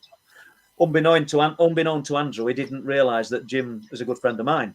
So you've got to tell Paul. So Cat were out at bag. So once he knew I knew, and I asked if I could talk to him about it, he agreed. So he'd sat on it for years without ever telling me, and so had David. So where were we? What was I saying? God, I've lost my... Dumb. Yeah, so he believes it was a film set to this day. Yeah. He says it can't have been real. He says it just looked staged. He says, I can't believe it. He says, they all said they could hear helicopters, but they're not sure if they were helicopters or if it were a hum. Right. Says, I'm looking at this thing. He said, and I can see it thin and it's inside this bubble. And there's all mist around it. He said, and there's like flashes of light and like real strong electric cracks and things. He says, and next thing, I'm walking back to the front. Well, at the front, same as at the back, I would imagine, you've got these huge roller shutters that I've described, but then a single door. Yeah. You don't want that roller shutter open all the time. He says, and I open that door. He says, and a soldier just grabs me, drops me to the floor, swearing like mad, don't move. If you know what's good for you. He says he's armed. Now, they all said that, I think Andrew said they had the machine gun, small machine gun, you know, the MK, MP, I don't know, but I've forgotten now. I haven't got the information in front of me. Said he'd got the machine gun. So he said they were proper nasty, black from head to toe, not in sort of camouflage gear or anything, just black from head to toe. So that was his story. I got Dave's story. So we'll do the same scenario. He finds himself stood looking down the compound. He sees three beings stood outside something. You can see the mist. He says, reluctant to say it were a flying saucer, Dave. Reluctant to say what it was. He said, I'll give you that. There was something there within that mist. He says, and I saw, it needs to be about 6 foot. He says, they're a lot taller than me. They were very thin. He says, if they had clothes on, they looked like they'd got wetsuits on. He says, it was tight to the bodies, and their heads looked bigger than what we perceive when we look at it, normal people, if that makes sense. Yeah. Next thing, Dave's walking back to front, opens the door, he gets dropped to the floor with force at gunpoint. They don't remember seeing each other, but this happened. The boss, I ask him, he tells me the same story, exactly the same story. The only flaw in the story is that Andrew said that he saw the boss walking down to it and disappear into the mist. Now, I did ask him, and he said, I have no recollection of that. I did ask, we'll just call him the boss. So basically, you've got outline at story. Now, there's one more thing. There's the little incident with Andrew, which we'll jump back to, but there's one more thing. When Dave's mum and dad left that night, they're driving home, which I think it's about 8 miles back to Bridlington. And it'll have been pretty 1998. There wouldn't have been loads of traffic on road. And I'm saying these roads as though your listeners know where they are, but it's between Hummonby and the Dottrell pub at Bridlington. Yeah. There's a roadblock set up. And these people, and they're not that old, but they'll have been in between 50 and 60 years old. And their cars stopped. They don't look like military vehicles. They're all black. Right. Black Land Rovers, black vans. They're taken out of the car. They're put into the back of a van, where there's a van with armed military personnel inside. And basically, they're told lots of things about them, where they live, who family members are. Yeah. Keep your mouths shut. They've not seen anything, by the way. They've not been witness to what's just happened. Right. And all this, I don't even think it had happened then. Do you understand what I'm saying? Yeah. I don't. Yeah. It happened at some point during the night, and absolutely terrified them. Terrified them so much that when when Dave asked his mum if she'd speak to me, because she said she's never spoke about it since. If it ever came up, she'd get quite cross. Yeah. And she again, Right. she just will not speak about it. So that happened to them.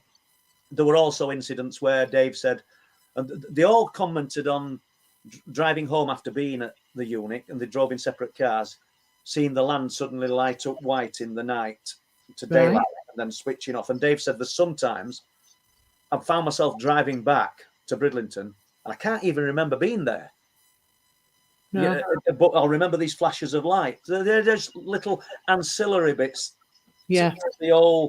There's tons to it. I mean, it's an incredible story. It really is. I mean, I'm waiting for more information, and I haven't got people queuing up to tell me things about this. I'm wanting somebody from Hummonby to say, yeah, I remember this roadblock. Yeah. Yeah. You know, or somebody from Hummonby to say, do you know something? 1998, well, in August, we saw some triangles. It will eventually happen. People have come to me with stuff for Wilsthorpe.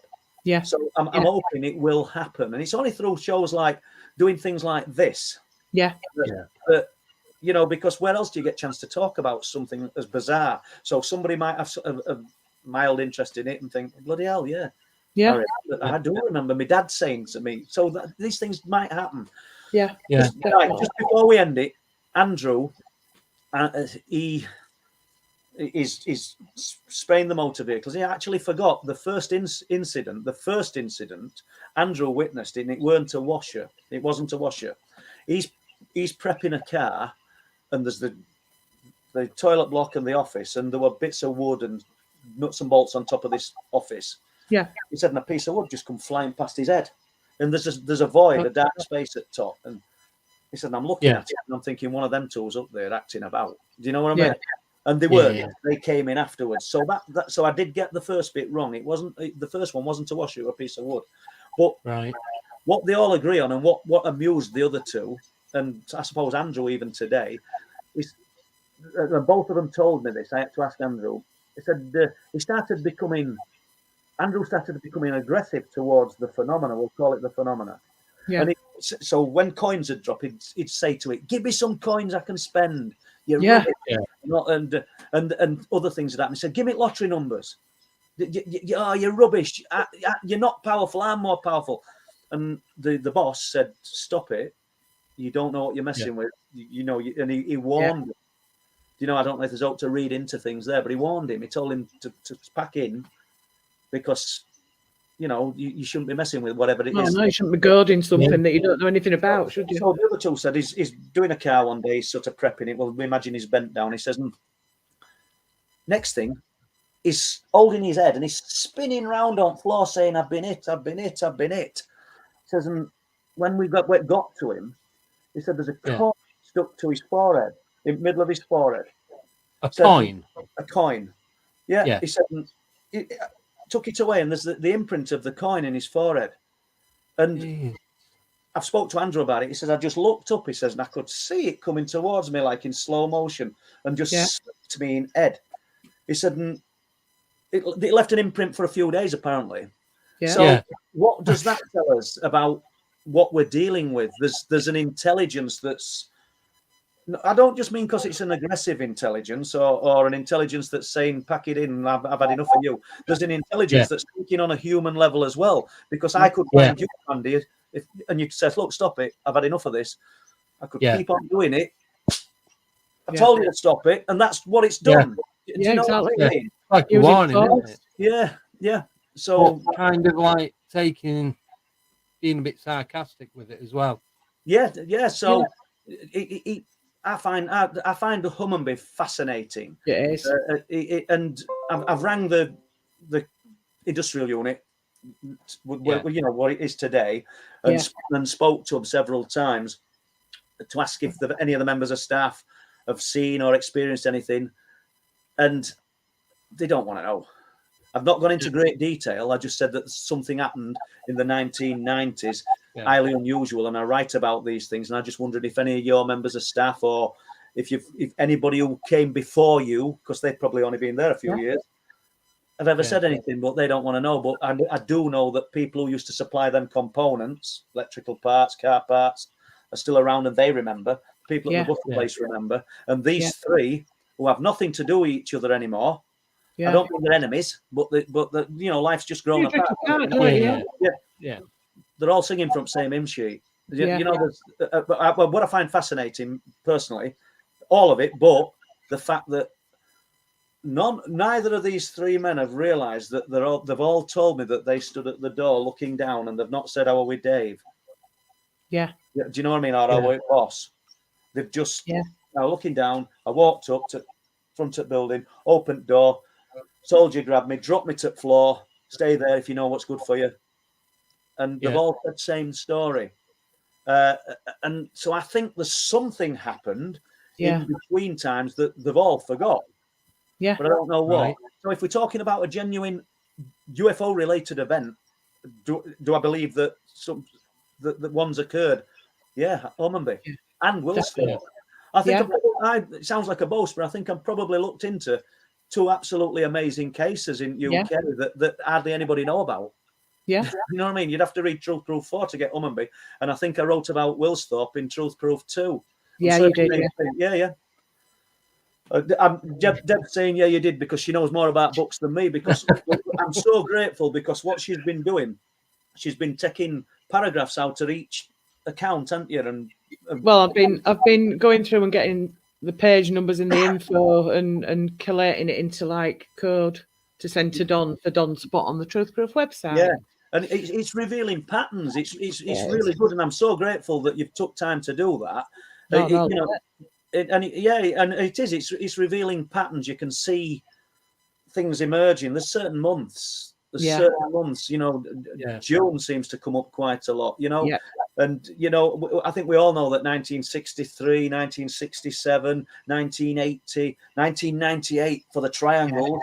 The triangle sightings that I received reports of. But they were worldwide, weren't it? 94 to 98.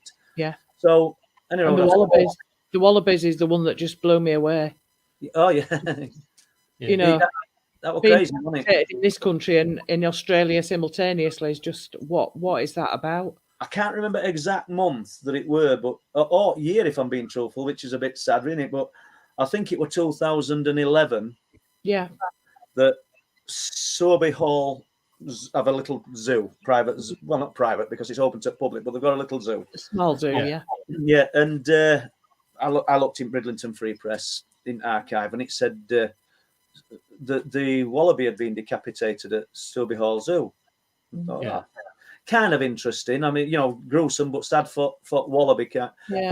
But I only latched onto it because there were a few UFO reports, and now I realised that if one thing's happening, this is what we're on about, the multi-phenomena events. If one thing's happening, if you start looking, you'll find there's other things that your traditional UFO researchers wouldn't be looking for. And I'm no better than any of them, but I think we should all be just throwing net a little bit wider, because it's all happening in conjunction with one another. So, we've got a few UFO reports, and we've got the wallaby that got decapitated. So I rang Sowerby Hall Zoo, and I wanted to speak to the zookeeper and asked if he were there at that time, and he said he was.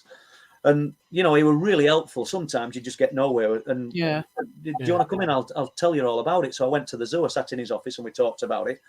And it weren't one, it was 6. And they all got decapitated. They didn't find the heads. They were Bennett's wallabies, which, I mean, I'm no wallaby expert. It's only we're doing this research. But they're the biggest, he says, and they're quite strong. They're quite powerful. He says, for instance, he said, for some reason they had to catch one. So you grabbed it by the tail kind of thing. He says its leg came out. He says, just ripped all my overalls straight down. He says, to catch a Bennett, he says, we thought it were a fox. But he says, but I can't imagine a fox tackling a Bennett's wallaby. No. Not that wallabies have gnashing teeth that they can do some damage with, but certain animals are just too big to have a go at.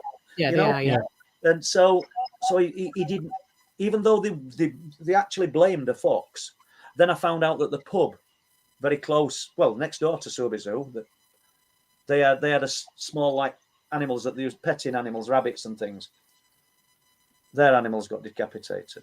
So that were another interesting thing, with the heads that were gone. Yeah. So we've got that going on. So then started looking, and I realised that, and I think it was March, But please don't quote me. You'd have to read the book, and I need to sort of brush up on it. But we're covering a lot of stuff here, aren't we? Yeah.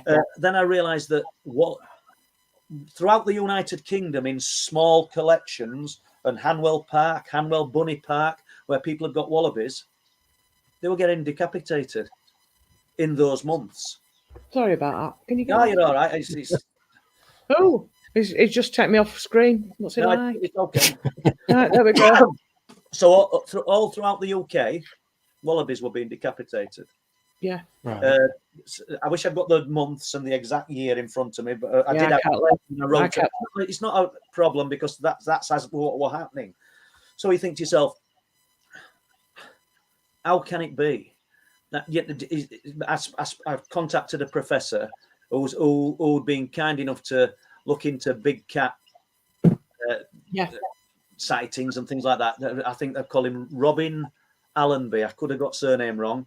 Yeah. Warwick University, and I sent him a nice email, and he was really sort of decent with me and got back to me. And I told him what was happening, and I told him all the other zoos in the UK that had lost wallabies within this short time frame. And then during the emails, I started looking into the Coffs Coast in Australia, the Emerald Coast, all on the all in a similar area. Or let's face it, people, Australia is a monstrous place, but all along that coastline, that month and them months, wallabies were being decapitated. Wild wallabies. They were finding them on golf courses. They were finding them all over the place, not just ones and twos. There were lots and lots of reports. So when I told the professor, he's because this guy, and I have full respect for him, but he's looking for the earthly explanation. And that's what we've all got to do, let's face it, but I can't find one for this. But he said it was it could have been some kind of internet like wave of people doing it. So we've got that's just right. That's just what I thought. And no, it's not. I don't think it's that at all. No. I haven't got an answer for it. I'm not going to say it's aliens. No. Any more than I'm going to say it's humans. I mean, I'd challenge anybody to catch one of them things. I was just going to say that you had a hell of a job, and to catch that many people out there catching that many is just. And don't forget, the ones in Australia were wild. Yeah. They've got confined to a compound. But what's interesting in Australia, and I think there'll still be lots about it on internet. It's just that nobody had put it together. Nobody had looked and thought, Christ, all these wallabies have gone. So they're all throughout the UK.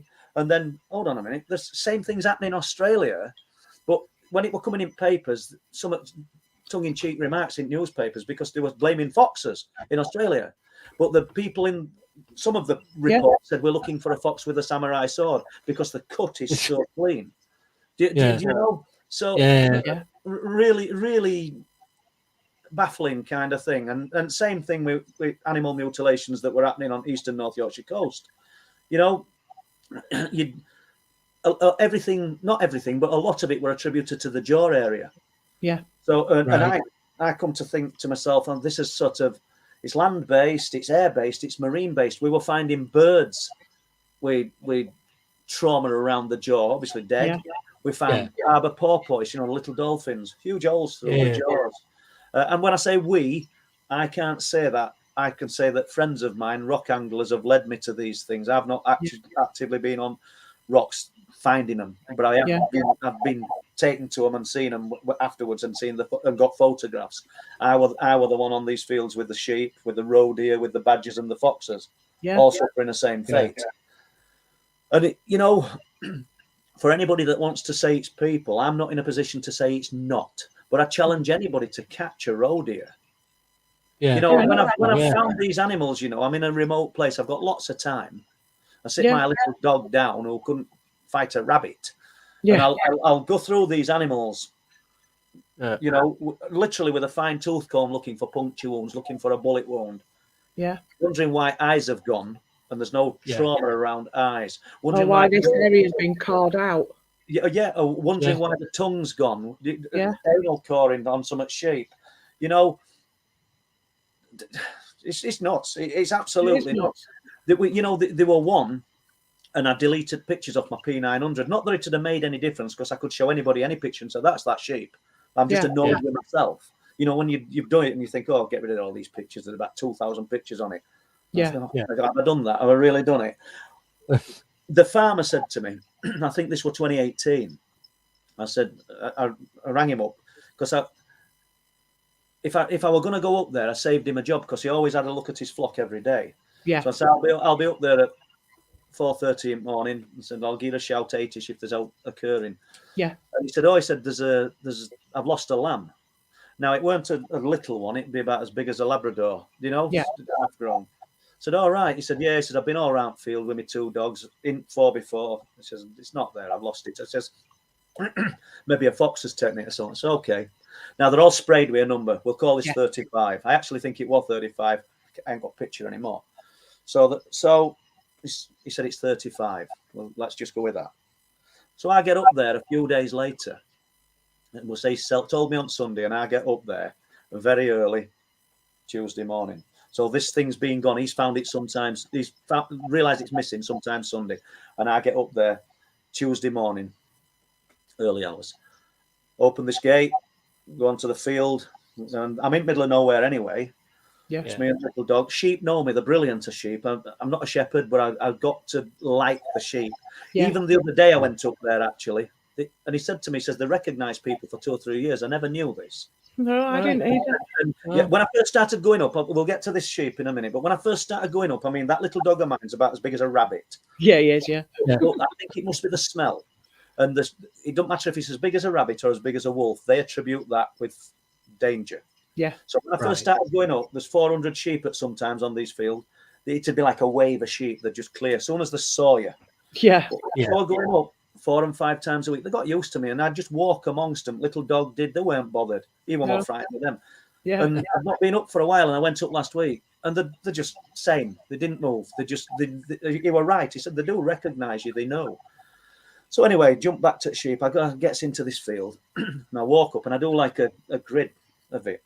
Yeah. That's what I did every morning. And then I drop into this wood, do the same, and then come out. So as I walk in, there's nothing amiss. I already know he's told me he's lost a lamb. Go over this stile, go into the wood, come back out of it. I don't bother doing grid on way out. It's pointless. No. I've already done it a few hours before. So I leave the field. As I leave the field, we put the snack on the gate, and there's a little staple. I put that on. I look up field. Yeah. 50, 200 yards away. It's there. There's a sheep.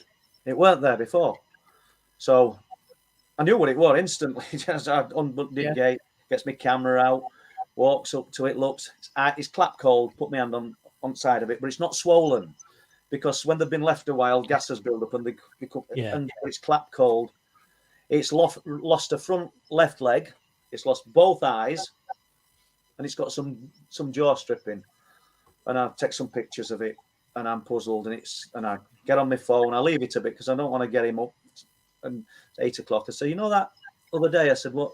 You lost a sheep? He went, yeah.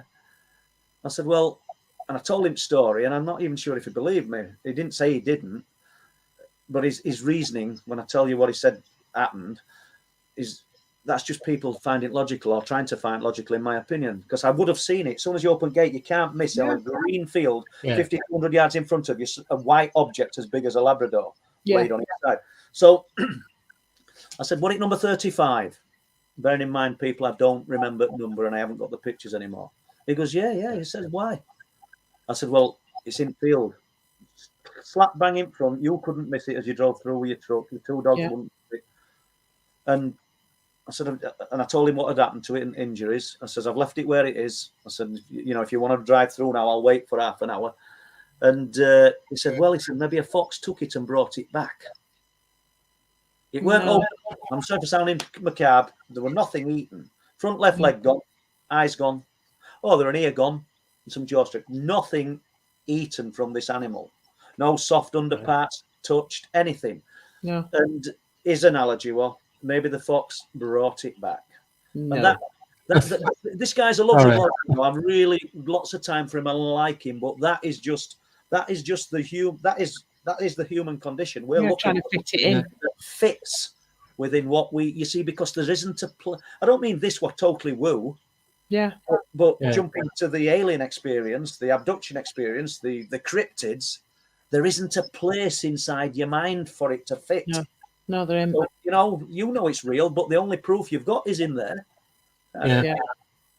I remember you telling me about that at the time, and you said you would have seen it as you walked into the field had it been there when you went in. You couldn't have missed it. You wouldn't have missed it, yeah. No. It's just mad. Yeah. Something, jump into this chat. I can't see anybody's comments or chat. Why is that? I don't know. Yeah.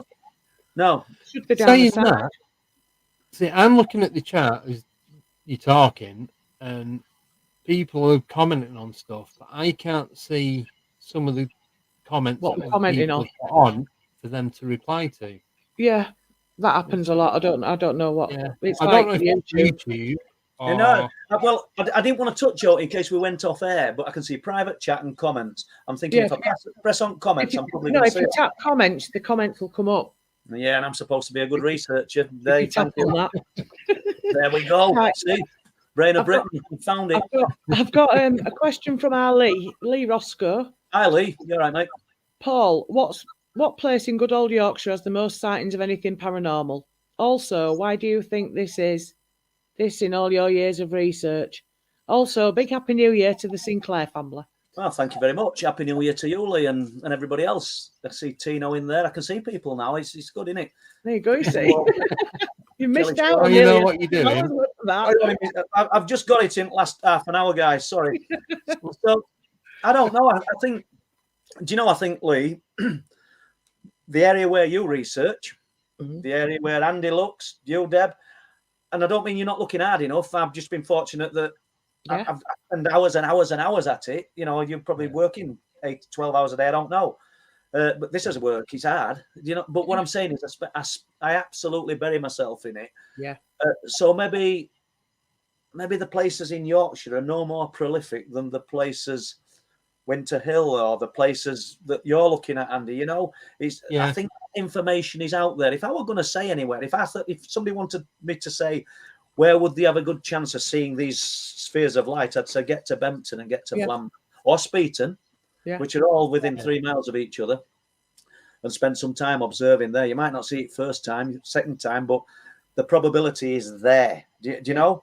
If you want to see a cryptid type creature, you might have to wait forever, because I think it's just circumstance. Just because these things have been seen in that forest does not mean that they're there today. I don't know what's happening there, and I think I could probably go in that forest 1,000 times and see nothing. I think it's certain situations. It could be weather conditions. It could be a mix of certain individuals who are giving off a certain, I don't know, vibe, a certain signal that just becomes attractive to these things. I can't say. It might never happen to me. The paratroopers saw it on the cliff top. Most terrifying thing they've seen. There's a dog walker that saw it at Speeton, a few miles away. He weren't that frightened. He were on the beach. He's looking up at it. Luckily, he told myself and Bob Brown, because I hate relaying these stories when I'm only person that's told it.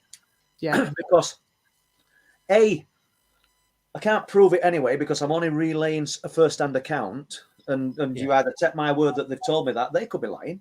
No. Do you know what I mean? But it's brilliant, because Bob heard it, and then we bumped into the guy again, and Amanda was with us on this occasion. And I asked him if he'd tell us it again, and he did. His story didn't change, and he don't want to go on camera. He don't want. Can I just say at this point, I know you, Paul, and I know if somebody tells you something, you research whatever they've told you. You'll ask them different bits of questions and stuff, and you'll build a picture, and you will know whether they're bullshitting you or not. You try to. We out distrusting everybody. You're spot on, but I do try and trip them up.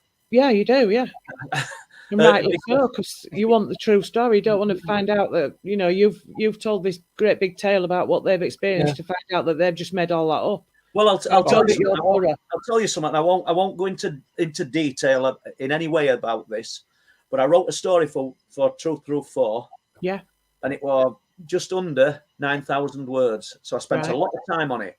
That is a lot of time. And I found out it was wrong. I found out I'd been duped. Right. I put a guy on it, a good friend of mine, Al Carter, helped me do some research on it. And Al's good. Al looks deep into things. Yeah. And he couldn't get very far with it. It sounded brilliant. I contacted a few people who I thought would be interested because of things that had happened to them around the same time period. So I'd drawn them into it, which weren't fair, and then I found out it weren't a true story. And I've not said a word. I'm saying it now. What I mean is, I've not said a word to people. Yeah. I'm not going to reveal which story it is. But all I'm saying is, as soon as I knew, I rang Don up, because Don's helped, as you know, Yes. get the book into a shape to become a book. Yeah. I've written all the stories, but my spelling and punctuation's absolutely terrible, people, and he's helped me with that no end. Yeah. And what I'm going to say, I said, remove it. It's gone. I don't want to know. It's a fabulous story. Yeah. You know, but that's all it is. Well, that's what it is. Yeah. Fiction, not non-fiction. Yeah. Teresa Walker would like to know, do you think the underlying rocks strata at Flamborough could influence high strangeness? There's a lot of metal, didn't you say? Is Teresa saying this? There's a lot of chalk at Flamborough. What we've got further out to sea is a thing called the Silver Pit Crater. Right, People think it's an impact crater. Nobody's absolutely sure. I think they were testing for oil years ago, and it was discovered. The Silver Pit Crater was discovered. It's a brilliant fishing grounds. There's a lot of strange anomalies around what's called the Silver Pit Crater. Yeah, with the and on the old maps say a magnetic anomaly is said to exist in this location. Yeah. Now, compasses in it that go funny and just going haywire. A fisherman that I know very well, Ted Arwood. He actually he arrived at a fishing ground an hour and a half early and left the harbour with another boat, and they thought he'd sank. Yeah. And he said that he got his head down. They were taking a fishing party, anglers. And we're off into another story here now, aren't we, with this one? So that's fine. We got to harbour 4:30 in the morning, because everything's tide dictated. So that's yeah. We're getting all the buckets ready, full of bait and everything. And he'd worked in day as well, this guy. He had 2 boats in harbour at the time. I don't think he's got any now. He might have kept one. The other one, but this particular boat was called the Boyzone. Right. And it's since sank. I think it sank at Whitby, but that's another story. So he said the fishing party come. I haven't got the exact times in my head now, people. I have in the book. But they left, let's just say they left the harbour at 5:30 in the morning. They go down to what's called the head end, Flamborough Head. He said that would take an hour and a half. So as we left the harbour, I turned round. He says, and there's another boat leaving harbour. I know which boat it is, but he's asked me not to say it. And he said, they're behind us. Get to head end. He says, we travel. I think he said to Big Ridge. Right. I hate saying these things because somebody will pull you up on it if I've not said it right. And we'd intended doing a bit of mackerel fishing. He said, and we were going to stay 30 minutes, but there was nothing doing. He said, but I got my head down on wheelhouse. He said, and let my son, who was not a teenager, he's a young man, in his 20s. He says, I'll let our Tom skip at boat, and they've got a radar on it. And a sounder and a chart plotter, so they know where they are at any given time. And he said, Tom checks me. We were off to the 4 wrecks. That's where they were going. And let's assume they should have arrived at 9:30. They arrived at 8 o'clock. So we'll get to that part straight away. He says, he checks me. He says, and I'm thinking, what are you waking me up for? He says, we've got a party full of guys that have come from, say, Leeds or whatever to have a day's fishing. He says, we're here. I said, what do you mean we're here? He says, we're here. He says, we've arrived. He says, we can't have. So now go into Little Wheelhouse and I'll look at Plotter, and sure enough, we've got there. He says, but it's 8 o'clock and it should be 9:30. He says, and the sky, and I'm using his words, not mine, was the colour of a golden Labrador dog in a full 60. He says, it was just weird. He says, and I thought, because I've never experienced it before, and this guy's worked on oil rigs and all sorts of things. He's had a colourful life, and he's a really switched on guy. He said, and I thought we were in eye of a hurricane. He says, everything was still. He says, when you fill your buckets up with bait, he says, the seagulls follow you. Yeah. They won't leave you alone. They're Rambo. He said, they're into seagulling sight. There's nothing. He says, it's just total silence. That bubble again. It's weird. He says, it's so strange. He says, I thought we'd slipped into another world. He says, once again, Ted allowed me to record him. I've got all these recordings. He says, and the sea looked like plastic. Yeah. Said like oil were on water. He says, but it weren't. He says, and I just said, bait up. He says, I didn't know what to do. He says, and the fishing. He says, and the catching cod like there's no tomorrow. He says, it's weird. Yeah. He said, all time I'm thinking this, I can't, I'm frightened. He says, I'm getting worried. He says, and we set this what the bloody hell do they call it? Anyway, they set it for 10 miles. For 10 miles. They were approximately 12 miles off Bempton and Flamborough. I think it was set for 5 miles at first. They can't find anything in a full 360. We set it for 10, nothing. It goes to 50 miles. There's nothing. Radios don't work. He says, I'm worried. He says, I really am worried. He says, it's like Twilight Zone. He says, I can't believe it. We're not saying out to these lads on boat. He says, and we're just sort of scratching his heads. In fact, he knows I want the date because he's got it all logged. Yeah. He's going to get me the date. Is that... he's always busy doing something, this guy. But anyway, he said, suddenly, there's crackling on radio, and that's working. Suddenly, compass is working, and everything else is working. It's pinged, and we know how far we are off Bempton, and I can see it boat, and it's coming. He says, we're not getting on radio. He says, we were going to call Coast Guard. We thought you'd sank. He said, how long you been here? He says, an hour and a half. That's weird. Yeah. So that's another weird one.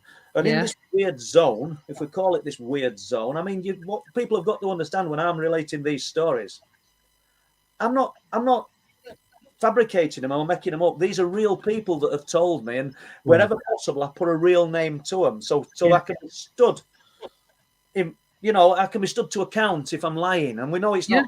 I'm not on trial here for some heinous crime, but I can be stood to account and made out that look, you've just made all that up, Paul. That spoke to me, and he'd stand in front of anybody else and tell you that story. Yeah, it doesn't explain what happened, Deb, and it doesn't, does it? We know that, but it tells you something highly unusual has happened, and it's a similar location to where aircraft have gone missing. Yeah. I mean, but then you've got to be careful because some people want to, they'll just sensationalize it and think, I want to talk about this. This is fabulous. But we're looking at tragedy. Yeah. You know what I mean? And I find that hard to deal with. Same as the missing people. I've written about them, but I haven't written about them in context that is to do with UFOs. I've written about them because it is mysterious. They've gone missing in highly unusual circumstances. Yeah. Even the families have said that. Yeah, and I'm not attributing something from the woo that's done it. Yeah. Yeah. But we can never detract from the fact that where they've gone missing, things of an highly unusual nature do happen. Yeah. And that's where I am with it, Yeah. Right, one last question because we've gone over the 2 hours now. One last question before we go. Sorry, we're not going to get to your other questions, everybody. But Steve Trees wants to know: have you ever spoken to the wardens at Bempton RSPB about the phenomena? I fitted a safe at RSPB years ago, and one of the wardens stayed with us overnight because we had to do it during the night, kind of thing. Yeah. Not their people anymore. If you think there's a safe somewhere at RSPB, it's all been rebuilt. It's all been done. So I need to add that. So Paul's got it in back. Yeah, it's in my shed. So but basically, this guy said to me, he says, we do get people coming in saying they've seen unusual things. And we've got photographs of unusual things. I know that my books have gone to people who work at RSP Bempton. People at Bempton. They've never contacted me, but I know my books have gone to them, and they might even watch this. So I think they're aware that things are happening. They'd have been good if you kept a bit of a diary, wouldn't they? I mean, let's face it, people. I mean, it's a place for spotting birds. So people that are going down there have got cameras. Yeah. There's stuff out there, Yeah. Super. On that note, then, thank you very much. No, thank you for joining us. It's been absolutely brilliant. You're welcome. Right. And on that note, we'll say good night to everybody. Oh, sorry, go on. Yeah, sorry, Paul. Can you stay on when we end? There's a couple of things I want to ask you. Yeah. Is that all right? Yeah, just one thing. I know you've got want to close up, but anybody that wants the books, the Truth Proof books, they're on the truthproof.uk website, and the digital books are on Amazon. So there's your latest one. There's the latest book. But you'll there's find 1, that 2, they're all and 3. original accounts. There's nothing plagiarized from other people in those accounts. So Brilliant books. All of them are brilliant. Well, thank you. Yeah. Thank you. So, yeah.